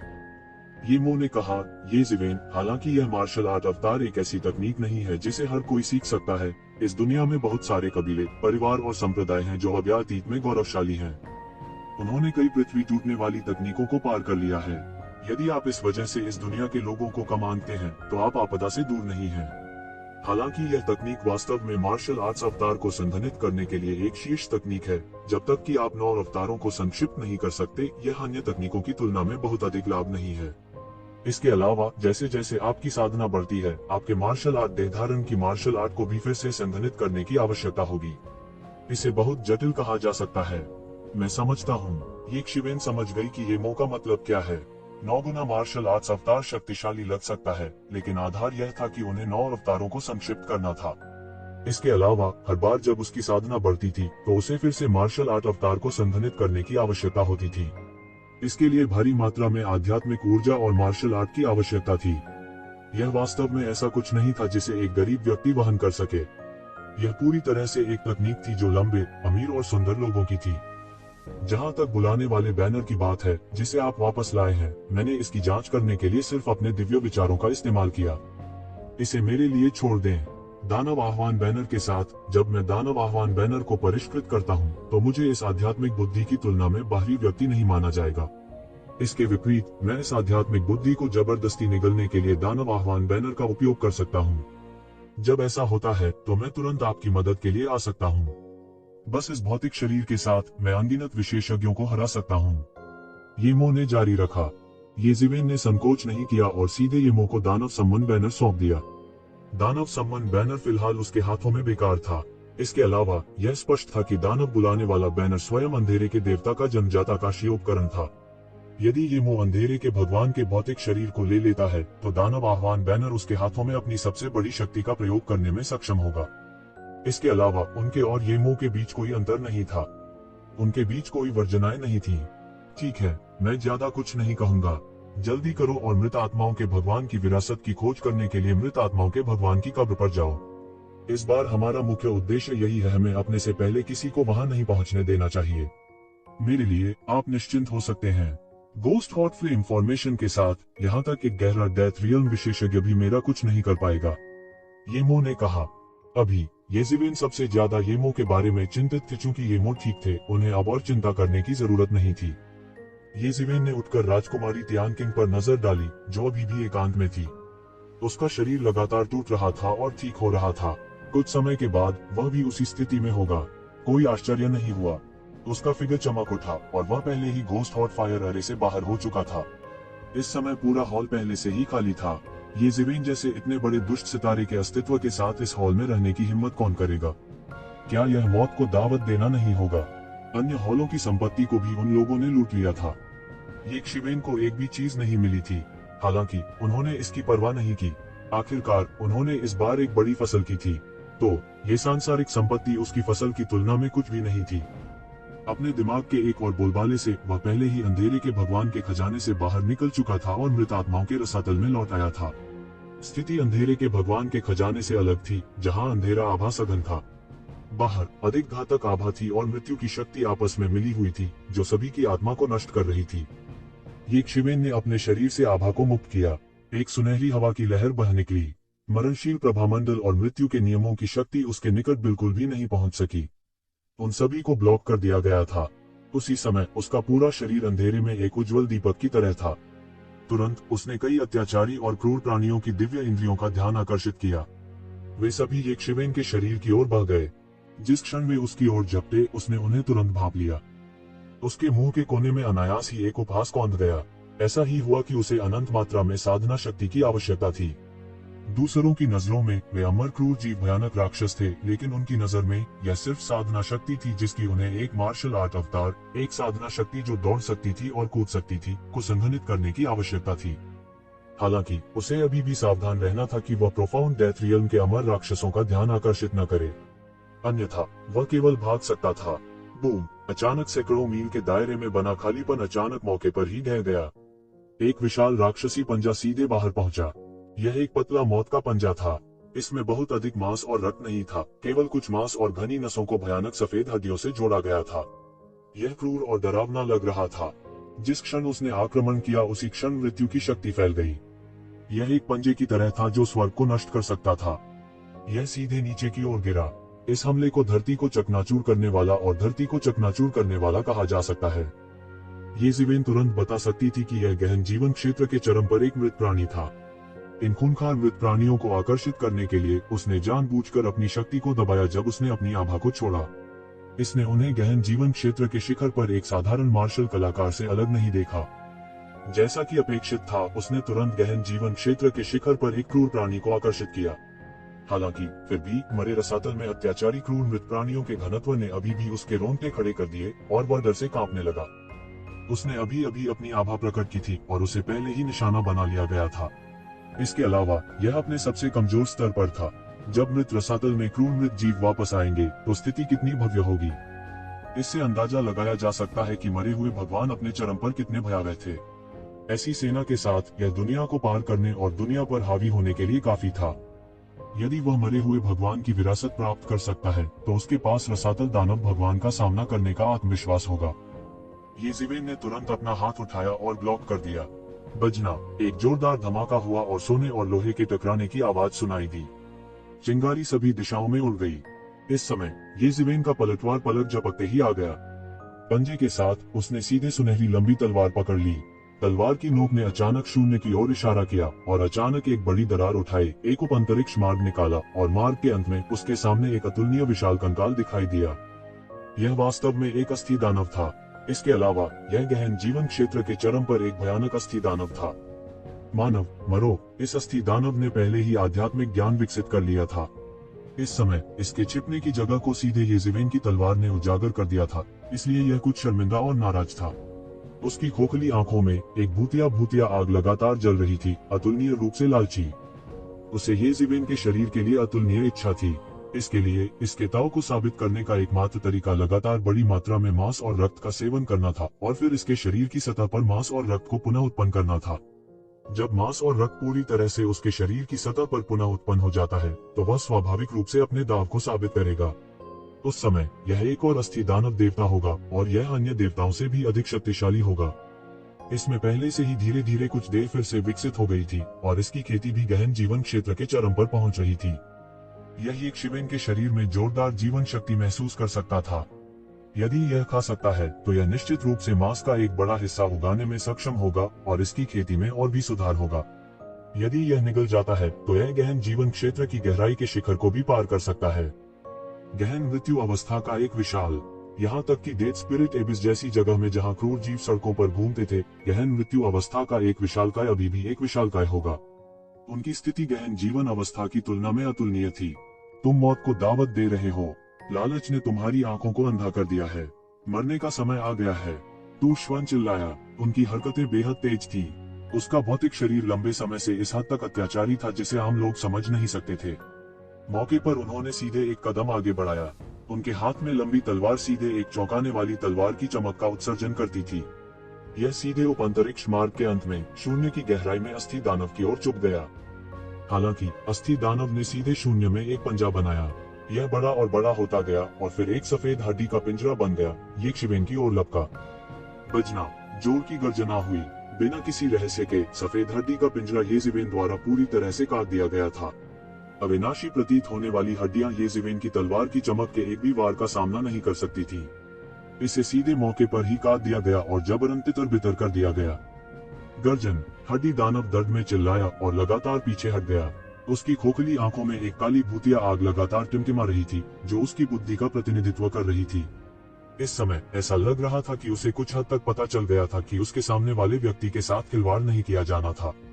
वह एक लोहे की थाली की तरह था और ऐसा लगता था कि उसने लोहे की थाली को लात मारी है। अब जाने के बारे में सोच रहे हैं, क्या बहुत देर नहीं हो गई है? येज़िवेन ने उपहास किया। उनकी आकृति सीधे शून्य में गायब हो गई और तभी एक तेज सीटी की आवाज सुनाई दी। इसके तुरंत बाद उनकी आकृति फिर से प्रकट हुई और पहले से ही हड्डी दानव के ऊपर थी। तलवार की चमक फिर से टिमटिमा उठी और खनखनाहट की आवाज जारी रही। हालांकि इस समय अस्थि दानव केवल यह देख सकता था कि इस समय पूरे स्वर्ग और पृथ्वी में एक विशेष पदार्थ संघनित हो रहा था। एक पल में सभी हड्डियां घनीभूत हो गईं और फिर तुरंत हड्डियों का एक लंबा जंगल बन गया। फिर यह पागलपन से बढ़ा और येज़िवेन की ओर दे गया। हालांकि वे केवल हड्डियां थीं, लेकिन वे एक सींग के घोंसले की तरह आकाश में तुरंत छेद करने में सक्षम थी और यहाँ तक कि अंतरिक्ष को भी छेद दिया गया था। कोई सोच सकता है कि यह कितना भयानक था। येज़िवेन का पूरा शरीर लगातार हड्डियों के जंगल में घूमता रहा। उसके शरीर के नीचे हड्डियों के लगातार नए जंगल थे और वे लगातार येज़िवेन की ओर बढ़ते जा रहे थे। येज़िवेन के चुपके हमले को रोकने की कोशिश कर रहे थे। यदि कोई दूर से देखता है तो वे केवल आकाश के माध्यम से एक चमकदार सुनहरी रोशनी को चीरते हुए देख पाएंगे और इस सुनहरी रोशनी के पीछे हड्डियों के अनगिनत जंगल सीधे उगाए और तुरंत पूरे स्वर्ग और पृथ्वी को ढक लिया। हालांकि हर बार सुनहरी रोशनी को भेदने का कोई तरीका नहीं था और हर बार यह केवल थोड़ा सा था, लेकिन यह एक प्राकृतिक खाई की तरह था। येज़िवेन की गति बहुत तेज थी और बस एक पल में वह पहले ही हड्डी दानव के सामने अपना रास्ता मार चुका था। सब खत्म हो गया। येज़िवेन के चेहरे पर कोई भाव नहीं था और उन्होंने ठंडेपन से कहा, हालांकि यह अस्थि दानव पहले से ही बहुत शक्तिशाली था और इसे गहन जीवन क्षेत्र के शिखर विशेषज्ञों के बीच कमजोर नहीं माना जाता था। यह केवल यह कहा जा सकता था कि येज़िवेन का सामना करना दुर्भाग्यपूर्ण था। बूम! आकाश में तलवार का प्रकाश बड़ा और बड़ा होता गया और बहुत जल्द इसने सीधे ऊर्जा का एक प्रवाह बनाया और अस्थि दानव के शरीर पर जमकर बमबारी की। मौके पर ही धातु और पत्थर के समान दिखने वाले अस्थि दैत्य के शरीर के टुकड़े पल भर में पूरी तरह से चकनाचूर हो गए। उसके बाद येज़िवेन ने अपना बड़ा हाथ फैलाया और उसकी हथेली पर एक अतुलनीय विशाल भंवर दिखाई दिया। अंतहीन मृत्यु ऊर्जा और मृत्यु की शक्ति, साथ ही अस्थि दानव द्वारा उत्सर्जित मार्शल शक्ति एक सांस में उसके द्वारा पूरी तरह से अवशोषित कर ली गई। हालांकि यह अस्थि दानव येज़िवेन से बहुत हीन था। आखिरकार यह गहन जीवन क्षेत्र के चरम पर एक भयानक अस्तित्व था और इसकी मार्शल शक्ति को भी भयानक कहा जा सकता है। येज़िवेन ने अचानक महसूस किया कि एक दूसरे अंश में ही उसके शरीर में एक अतुलनीय शक्तिशाली शक्ति आ गई थी और उसकी शिरोबिंदु लगभग खुल गई थी। यदि यह इस तथ्य के लिए नहीं था कि उसके अत्याचारी शरीर को पहले से ही शिरोबिंदु को मजबूत करने के लिए खेती की गई थी, तो केवल यह मार्शल शक्ति ही उसे पूरी तरह से नष्ट कर देगी। बाहर से एक पल में उसका पूरा शरीर लाल दिख रहा था और अनगिनत केशिकाएं इस मार्शल शक्ति से बलपूर्वक फट गईं। वह रक्तरंजित व्यक्ति की तरह लग रहा था और उसकी अभिव्यक्ति अतुलनीय रूप से क्रूर थी। उन्होंने लगातार परिवर्तन की महान कला का संचालन किया और अपनी मार्शल शक्ति को लगातार संघनित किया। अस्थि दानव से अवशोषित मार्शल शक्ति धीरे धीरे शुद्धतम मार्शल शक्ति में परिवर्तित हो गई, जो लगभग अपनी स्वयं की मार्शल शक्ति के लगभग 1/20 के बराबर थी। दूसरे शब्दों में, उन्हें अभी भी 19 अस्थि राक्षसों को मारना था, जो कि प्रोफाउंड लाइफ रियलम के चरम पर थे, पहले मार्शल आर्ट अवतार को संघनित करने में सक्षम होने के लिए। कोई भी कल्पना कर सकता है कि इस मार्शल आर्ट अवतार को साधना कितना कठिन था, क्योंकि यह पहली बार था जब उन्होंने संघनित किया। कठिनाई का स्तर भी उच्चतम था। भविष्य में उसी मार्शल आर्ट अवतार को संघनित करना बहुत आसान होगा। यदि वह मार्शल आर्ट अवतार को संघनित नहीं करता है, तो उसकी मार्शल शक्ति अंततः उसके शरीर में धीरे धीरे गायब हो जाएगी, क्योंकि उसका शरीर इसे संग्रहित करने में सक्षम नहीं होगा। इस समय येज़िवेन ने अंततः शरीर के असंख्य परिवर्तनों में मार्शल आर्ट का संचालन करना शुरू कर दिया और एक मार्शल आर्ट को धीरे धीरे उसके शरीर से अलग कर दिया गया। उसके पीछे अनंत तारों का प्रकाश अतुलनीय रूप से चमकीला था और तुरंत फैल गया, जिससे एक विशाल ब्रह्मांड बन गया। यह अतुलनीय रूप से विशाल लग रहा था और येज़िवेन यह ब्रह्मांड था, एकमात्र सच्चा ईश्वर और इस ब्रह्मांड का एकमात्र शासक। यह प्रक्रिया अतुलनीय रूप से दर्दनाक थी, जैसे कि किसी व्यक्ति की बांह काट दी जा रही हो। यह उनकी मार्शल आर्ट के एक हिस्से को जबरन फाड़ रहा था और फिर इसे फिर से संघनित कर रहा था। यह उनकी मार्शल आर्ट थी और मार्शल आर्ट में उनकी साधना को एक पीढ़ी का ग्रैंड मास्टर भी कहा जा सकता है। हालांकि यह तलवार कला में जून डिंगटियन की खेती के बराबर नहीं था, यह उनके कई साथियों की तुलना में बहुत अधिक शक्तिशाली था, जो अपने पूरे जीवन के लिए मार्शल आर्ट में विशिष्ट थे। यह उनकी मार्शल आर्ट की बिखरी हुई स्टार मुट्ठी थी। शैटर्ड स्टार फिस्ट उनके हाथों में लगातार सुधार किया गया और अधिक से अधिक शक्तिशाली होता गया। यह अभी भी उसके हाथों में एक बहुत शक्तिशाली मार्शल आर्ट था, जो अधिक से अधिक शक्तिशाली होता जा रहा था। मूल की तुलना में यह पहले से ही मान्यता से परे था, जैसे कि इसका पुनर्जन्म हुआ हो। भले ही शैटर्ड स्टारफिस्ट के निर्माता इसे देखें, उन्हें हार माननी होगी। आखिरकार दायरा पहले से ही पूरी तरह से अलग था। वह अपने पहले मार्शल आर्ट अवतार को शैटर्ड स्टारफिस्ट को सौंपना चाहते थे और भविष्य में वह अन्य मार्शल आर्ट को भी संघनित करेंगे। वह जून डिंगटियन से अलग था। जून डिंगटियन ने 3000 तलवार सिद्धांतों को परिष्कृत किया था, जो बहुत शक्तिशाली लग रहा था और यहाँ तक भविष्य के लिए व्यापक संभावनाएं थी। यदि 3000 तलवार सिद्धांतों में से प्रत्येक को अत्यधिक साधना की जा सकती है, तो शायद एक दिन ऐसा होगा जब व्यक्ति बल के साथ अपना मार्ग सिद्ध कर सकेगा। हालांकि वह बहुत दूर था और बहुत बिखरा हुआ था। यहाँ तक अगर वह 3000 तलवार सिद्धांतों को संघनित करता है, तो यह केवल उसकी युद्ध शक्ति को कुछ गुना बढ़ा देगा। येज़िवेन के लिए, जो पहले मार्शल आर्ट अवतार को संक्षिप्त करने और अपनी युद्ध शक्ति को बढ़ाने के लिए उत्सुक थे, यह वांछनीय नहीं था। इसके अलावा हर किसी का अपना रास्ता था और वे सब अलग थे। लंबे समय के बाद तारों से भरे आकाश के साथ एक आकृति धीरे धीरे उसके पीछे घनीभूत हो गई। हालांकि यह केवल एक भ्रूण रूप था, लेकिन इसमें अद्वितीय शक्ति थी। येज़िवेन जानते थे कि उनका पहला मार्शल आर्ट अवतार प्रारंभिक रूप से बना था और अगला कदम इसे लगातार परिष्कृत करना था। इस मार्शल आर्ट अवतार के गठन के साथ वह नहीं रुका और सीधे मृत आत्माओं के भगवान के मकबरे की दिशा में उड़ गया, जिसे वह जानता था। येज़िवेन बहुत तेज गति से मरे हुए आत्मा प्रभु की कब्र की ओर बढ़े। वह मूल रूप से हजारों मील दूर एक फ्लैश में दिखाई दिया था। यद्यपि उसने मरे हुए आत्मा प्रभु के मकबरे को तुरंत खोजने का विकल्प नहीं चुना, इसका मतलब यह नहीं था कि उसे इसकी परवाह नहीं थी। वास्तव में उन्होंने अपनी पसंद बनाने से पहले इसके बारे में स्पष्ट रूप से सोच लिया था। मरे हुए आत्मा प्रभु का मकबरा प्रमुख बलों का मुख्य उद्देश्य था। सब कुछ इसके लायक होगा यदि वे मरे हुए आत्मा प्रभु की विरासत को प्राप्त कर सके। यदि वह मरे हुए आत्मा प्रभु की विरासत प्राप्त करता है तो संपूर्ण मरे हुए रसातल उसके हाथों में होंगे। किस प्रकार के आकस्मिक मिलन या खजाने की तुलना इससे की जा सकती है। हालांकि इसके बारे में सोचने के बाद उन्होंने पहले दानव को बुलाने वाले झंडे को जब्त करने का फैसला किया। मृत आत्माओं के प्रभु की विरासत निश्चित रूप से अनगिनत जोड़ी आंखों का केंद्र होगी। कई शक्तिशाली विशेषज्ञ इसकी खोज कर रहे थे और कई शक्तिशाली विशेषज्ञ भी वहां एकत्र हो रहे थे। हालांकि एक शिवन अहंकारी था, उसके लिए यह आसान समय नहीं होता अगर वह उन पुराने राक्षसों का सामना करता जिन्होंने हजारों या दसियों हजारों वर्षों से खेती की थी। अधिक से अधिक वह केवल उन पुराने राक्षसों में से एक होगा। उन विशेषज्ञों के घेरे से बाहर निकलना उसके लिए आसान नहीं होगा। उसने उन परिणामों के बारे में भी सोचा यदि उसने मृत आत्मा प्रभु की विरासत को खो दिया।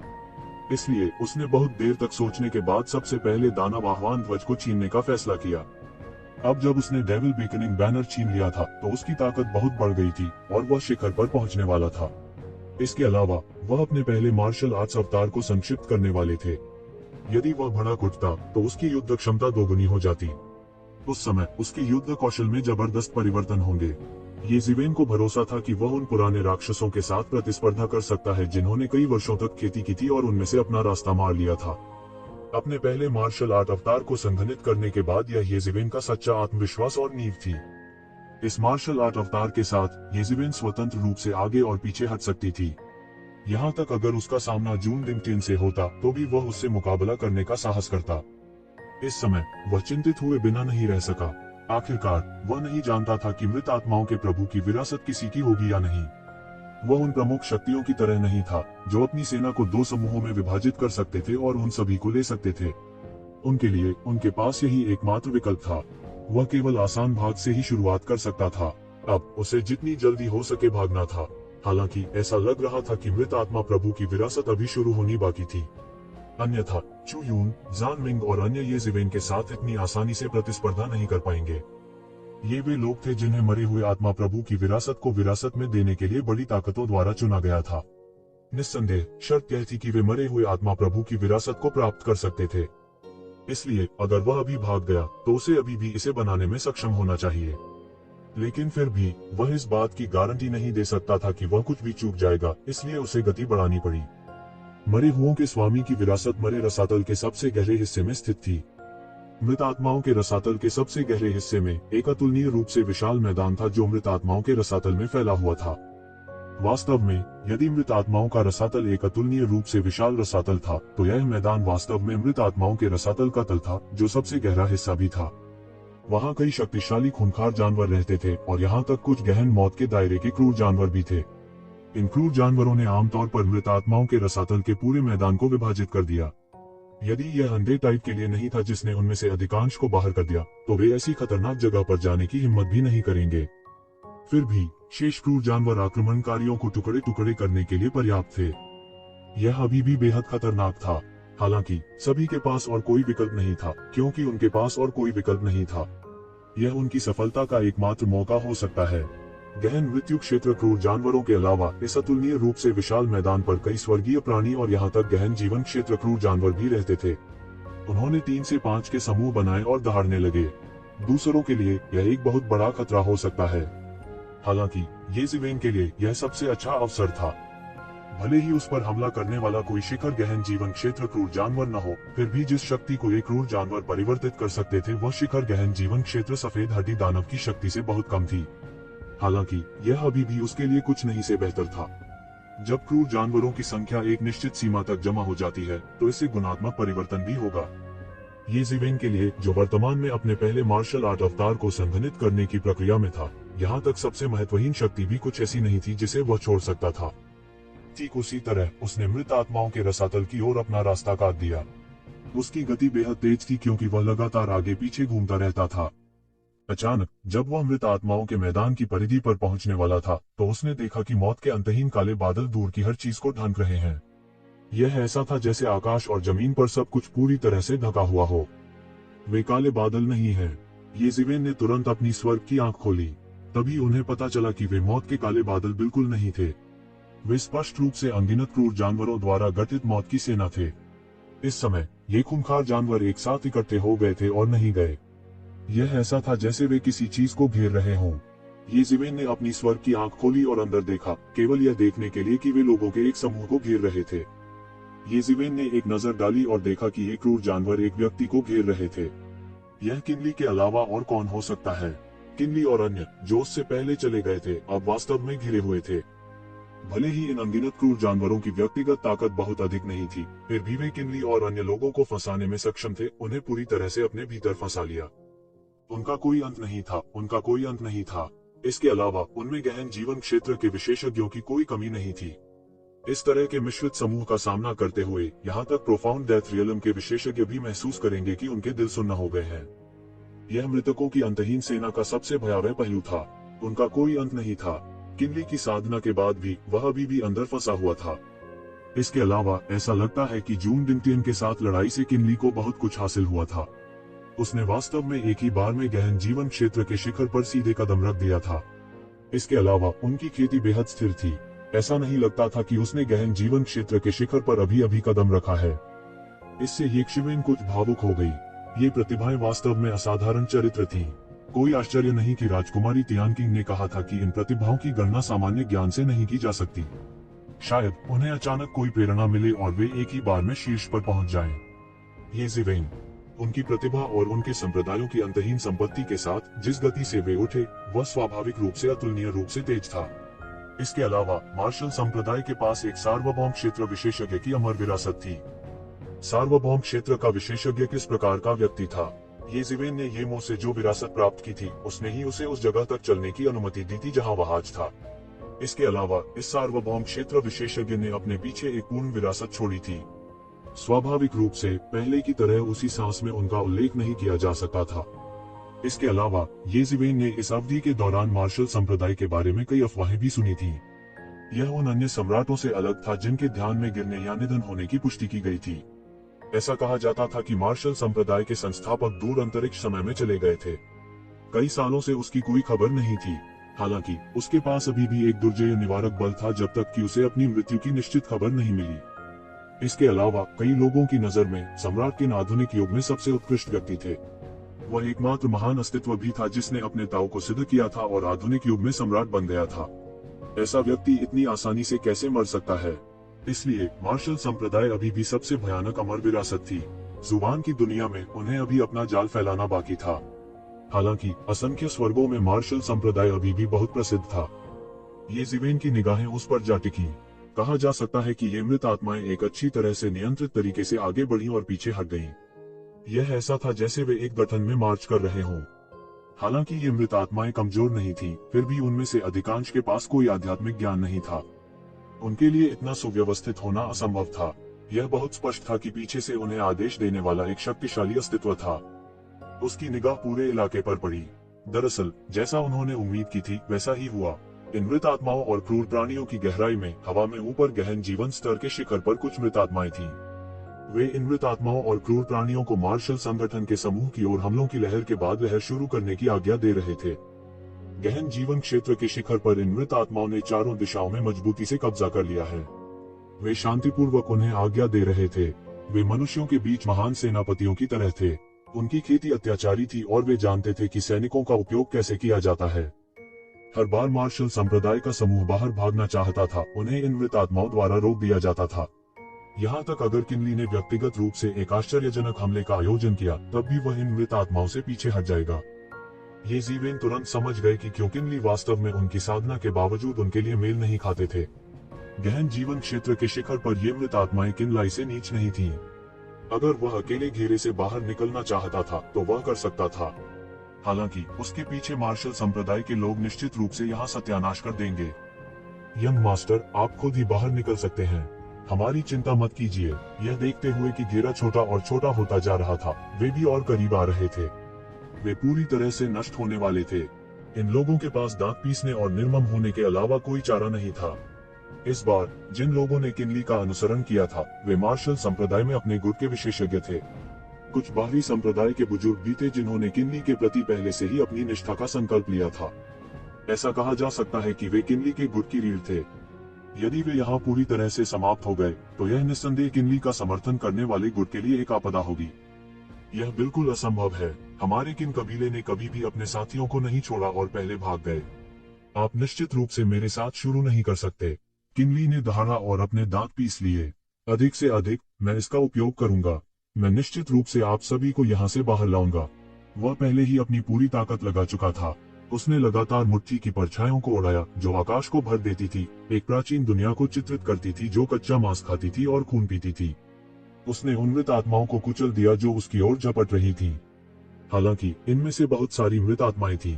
वे बस अनंत थे। अपनी साधना के साथ भी वह शक्तिहीन महसूस करता था। उसने उन सभी मृत आत्माओं और क्रूर जीवों को कुचलना जारी रखा जो उस पर टूट पड़े थे। हालांकि और भी अधिक डेड स्पिरिट्स और क्रूर प्राणियों द्वारा अंतर को जल्दी से भर दिया गया था। वे सभी दिशाओं में सघन रूप से भरे हुए थे। यदि इस तथ्य के लिए नहीं कि सभी ने विरोध करने के लिए अपने डोमेन खोल दिए थे, तो ये डेड स्पिरिट्स और क्रूर जीव पहले ही उन पर टूट पड़े होते। Boom boom boom. अचानक दूर से एक बड़ी दहाड़ सुनाई दी। ऐसा लग रहा था कि डेड स्पिरिट्स और क्रूर प्राणियों की सेना में एक भयंकर युद्ध छिड़ गया है। क्या चल रहा है? किनली ने जल्दी से रुककर ऊपर देखा। उसने मरे और क्रूर प्राणियों के अंतहीन समुद्र में एक बड़ी दरार को फाड़ते हुए एक सुनहरी रोशनी देखी। यह विशाल दरार अभी भी फैल रही थी और जहां भी यह गुजरती थी, यह मरे हुए और क्रूर जीवों को खा जाती थी। जब तक ये डेड स्पिरिट्स और क्रूर जीव इस सुनहरी रोशनी को छूते, तब तक वे मौके पर ही टुकड़े टुकड़े हो जाते। फिर वे सुनहरी रोशनी से भस्म हो जाएंगे। वह सुनहरी रोशनी के अंदर बिल्कुल नहीं देख सकता था।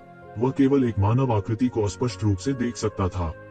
हालांकि वह आकृति को स्पष्ट रूप से नहीं देख सकता था, फिर भी यह आकृति उससे बहुत परिचित थी। येजिवेन के अलावा यह सुनहरा प्रकाश और कौन हो सकता है? वह तुरंत हैरान और खुश हुआ। वह येशिवेन की युद्ध शक्ति को अच्छी तरह जानता था। येजिवेन के उनके साथ जुड़ने से इसमें कोई संदेह नहीं था कि उन्हें एक और मजबूत समर्थन मिलेगा। वह येशिवेन को बुलाने वाला था। हालांकि उसने देखा कि येशिवेन का उनके साथ जुड़ने का कोई इरादा नहीं था। इसके विपरीत वह लगातार मृत आत्माओं और क्रूर जीवों को मार रहा था। वह जहां भी जाता, मृत आत्माएं और क्रूर जीव एक ही स्पर्श से नष्ट हो जाते।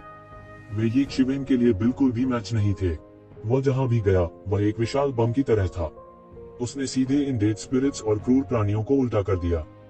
हालांकि ये डेड स्पिरिट्स और खूंखार जीव भी पहले वाले से ज्यादा खूंखार थे, लेकिन जाहिर तौर पर वे येजिवेन के स्तर के नहीं थे। यह अज्ञात था कि वहां कितने मृत आत्माएं और खूंखार जीव थे। वे सघन रूप से भरे हुए थे और आकाश को भर रहे थे। वहां हर तरह की मृत आत्माएं और खूंखार जीव थे। वे सभी peak profound life realm dead spirits और क्रूर प्राणियों के नियंत्रण में थे। 12 राशियों की तामसिक स्पिरिट्स की तुलना में जिनका येजिवेन ने पहले सामना किया था, ये peak profound life real dead spirits और क्रूर जीव निस्संदेह बहुत मजबूत थे। उनमें से प्रत्येक अत्यंत क्रूर था। वे असामान्य रूप से भयानक और बहुत शक्तिशाली दिख रहे थे।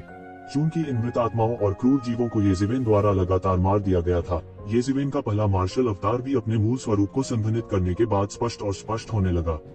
और खूंखार आत्माएं और खूंखार प्राणी, यह पहले मार्शल अवतार को संघनित करने से बहुत दूर नहीं था। यह बहुत दूर नहीं था। जब ये सिववन ने इस बारे में सोचा तो उसने कोई दया नहीं दिखाई। उन्होंने सीधे बिग बैंग स्टारडस्ट फिस्ट का इस्तेमाल किया और इसे एक ऐसे ब्रह्मांड में बदल दिया जो आकाश में बह गया। इसने इन सभी मृत आत्माओं और अशुभ प्राणियों को कुचल दिया। फिर यह पूरी तरह से मार्शल शक्ति में बदल गया जिसने आकाश को भर दिया और उसके द्वारा अवशोषित कर लिया गया। येजिवेन के नरसंहार ने आखिरकार peak profound life real dead spirits और क्रूर प्राणियों का ध्यान आकर्षित किया। सबसे पहले हमला करने वाला एक अतुलनीय विशाल ज़ोंबी था। वह एक छोटे पर्वत के समान विशाल था। आगे बढ़ने वाले पहले बड़े बालों वाले ज़ॉम्बी थे। ये ज़ॉम्बी सिर्फ स्काई ह्यूमन स्टेज पर थे। हालांकि उनके शरीर स्टील की तरह सख्त थे। यहाँ तक औसत गहन जीवन स्तर के विशेषज्ञ को भी इन लाशों से निपटना मुश्किल होगा।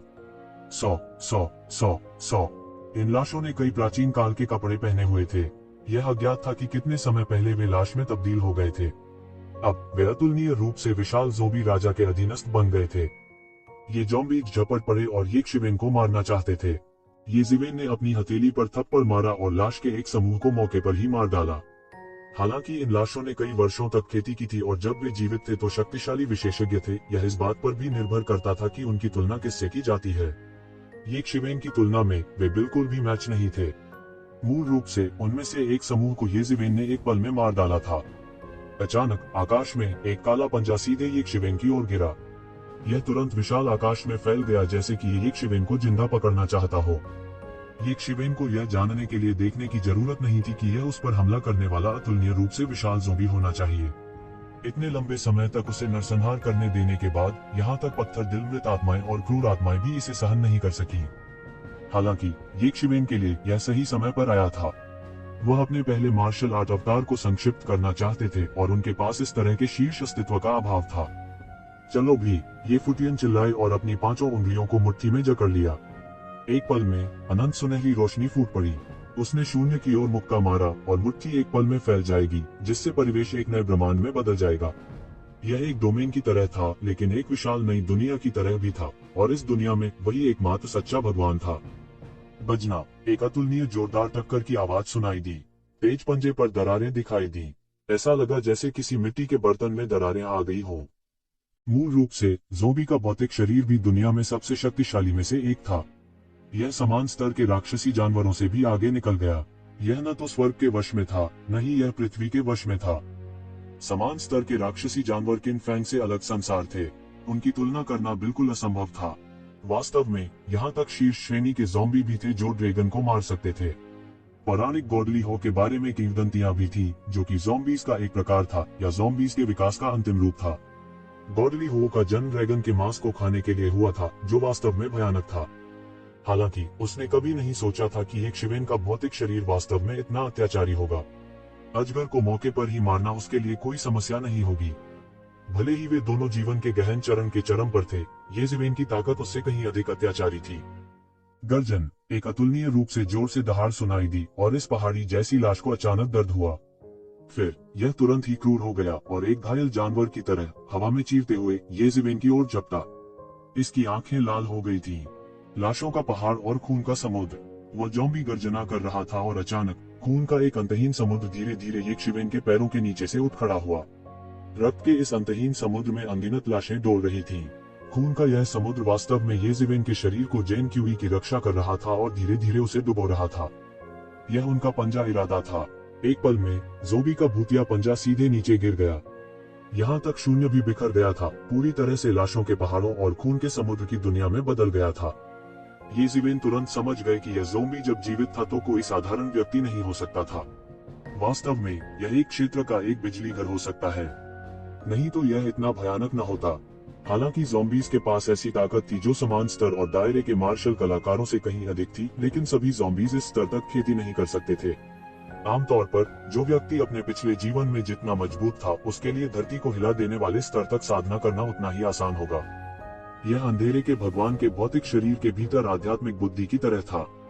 यदि उसे अंधेरे के भगवान के भौतिक शरीर पर पूरी तरह से कब्जा करने की अनुमति दी गई थी, तो वह एक गहन मृत्यु क्षेत्र विशेषज्ञ के बराबर होगा, भले ही वह किसी भी मार्शल आर्ट को नहीं जानता हो। यदि वह साधना करना जारी रखता है, तो वह स्वर्गीय क्लेश पर विजय पाने और अपने ताऊ को पुनः स्थापित करने में सक्षम होगा। यहाँ तक उनके लिए लाश भगवान बनना भी संभव था। ये शिवेन ने उपहास किया। उसे तनिक भी परवाह न थी। उसकी तुलना में जब उसने अभी अभी गहन जीवन क्षेत्र के शिखर पर कदम रखा था, उसकी ताकत कहीं अधिक अत्याचारी थी। उन्होंने तुरंत पंच के बाद पंच फेंके। मुट्ठी की छाया ने आकाश को भर दिया और लाशों के पहाड़ों और खून के समुद्र की इस दुनिया के माध्यम से सीधे विस्फोट कर दिया। Boom boom boom. पहाड़ी जैसी विशालकाय लाश लगातार पीछे हटती रही। उसके द्वारा उठाए गए हर कदम से दुनिया हिंसक रूप से हिलने लगी और एक तेज गर्जना सुनी जा सकती थी। उसकी आंखों में आश्चर्य का भाव कौंध गया। उन्होंने पहले से ही अपनी आध्यात्मिक बुद्धि विकसित करना शुरू कर दिया था। जब उन्होंने अपनी आध्यात्मिक बुद्धि विकसित कर ली, तो शारीरिक शक्ति के मामले में कोई भी उनका मुकाबला नहीं कर सका। उन्होंने धीरे धीरे अपने पिछले जीवन की यादें भी जगाई थीं और मार्शल आर्ट सीखना शुरू किया था। वह अत्याचारी ज़ोंबी से डरता नहीं था, लेकिन वह मार्शल आर्ट जानने वाले ज़ोंबी से डरता था। अभी वह मार्शल आर्ट में असाधारण उपलब्धियों के साथ एक ज़ोंबी था। हालांकि यह अफसोस की बात थी कि वह जिस व्यक्ति से मिला था, उसे एक सामान्य व्यक्ति के तर्क से नहीं आंका जा सकता था। हालांकि जिस बात ने उन्हें आश्चर्यचकित किया, वह यह थी कि इससे पहले कि वह पलटवार कर पाता, इस मानव के हमलों की अगली लहर वास्तव में एक छाया की तरह उसका पीछा करती थी। हुश, ये शिवेन का पूरा शरीर हवा और बादलों की गड़गड़ाहट की तरह था। उसके पीछे अतुलनीय रूप से विशाल पंखों की एक जोड़ी फैल गई और सीधे हवा और गड़गड़ाहट की शक्ति के क्षेत्र को खोल दिया। आकाश में हवा और गड़गड़ाहट की शक्ति हवा और गरज की तेज तलवार में बदल गई। यह एक तूफान के रूप में अजेय भर में बह गया। सभी मरे हुए और खूंखार जीवों को मौके पर ही टुकड़ों में कुचल दिया गया। इससे भी अधिक भयावह बात यह थी कि ये जीवन की ताकत हर बार जब वह एक मरे हुए और क्रूर प्राणी को मारता था तो उसकी ताकत बढ़ जाती थी। उसने इन मरे हुए और क्रूर प्राणियों की शक्ति को आत्मसात कर लिया और इसे पूरी तरह से अपनी शक्ति में बदल दिया। इसलिए दूसरों के लिए इस तरह की सामूहिक लड़ाई में जितना अधिक वे लड़े उतने ही कमजोर हो गए। हालांकि येशिवेन के लिए यह एक संकेत था कि वह जितना अधिक लड़ता उतना ही मजबूत होता जाता था। इस पहाड़ी जैसी ज़ॉम्बी ने अपने शरीर को मरोड़ दिया और एक ऐसी गति के साथ जो इसके अतुलनीय विशाल शरीर के साथ पूरी तरह से असंगत थी, यह तुरंत येशिवेन की ओर झुक गई। इसने येशिवेन के हमले को नजरअंदाज कर दिया और उसे मारने के लिए एक मुक्का मारा। यह पहले प्रहार करके और येशिवेन का सिर काटकर बढ़त हासिल करना चाहता था। इसे अपने शरीर पर बहुत भरोसा था। आज इस इंसान ने इसे पूरी तरह से नाराज कर दिया था। भले ही उसे कीमत चुकानी पड़े, वह इस आदमी को जाने नहीं देगी। बजना, जोर की दहाड़ सुनाई दी। यह अपनी खुली आंखों से देखने के अलावा और कुछ नहीं कर सकता था। इसका पृथ्वी बिखरने वाला हमला वास्तव में अवरुद्ध हो गया था। उसने देखा कि जीवन और मृत्यु का एक चित्र घूम रहा था और उसके हमले को पूरी तरह से रोक रहा था। जीवन और मृत्यु के ये न्यान आरेख के कारण हुए विशाल परिणाम को भी पूरी तरह से आत्मसात कर लिया गया। यह क्या है? यह बड़बड़ाहट के अलावा मदद नहीं कर सका। अचानक यह प्रतिक्रिया हुई। अच्छा नहीं है। निश्चित रूप से उस समय जब वह अचंभे में था, उसके सामने एक अतुलनीय रूप से विशाल मुक्के ने तुरंत पार किया और उसके सिर पर वार किया। टकराना, उसका पूरा सिर अचानक तरबूज की तरह फट गया।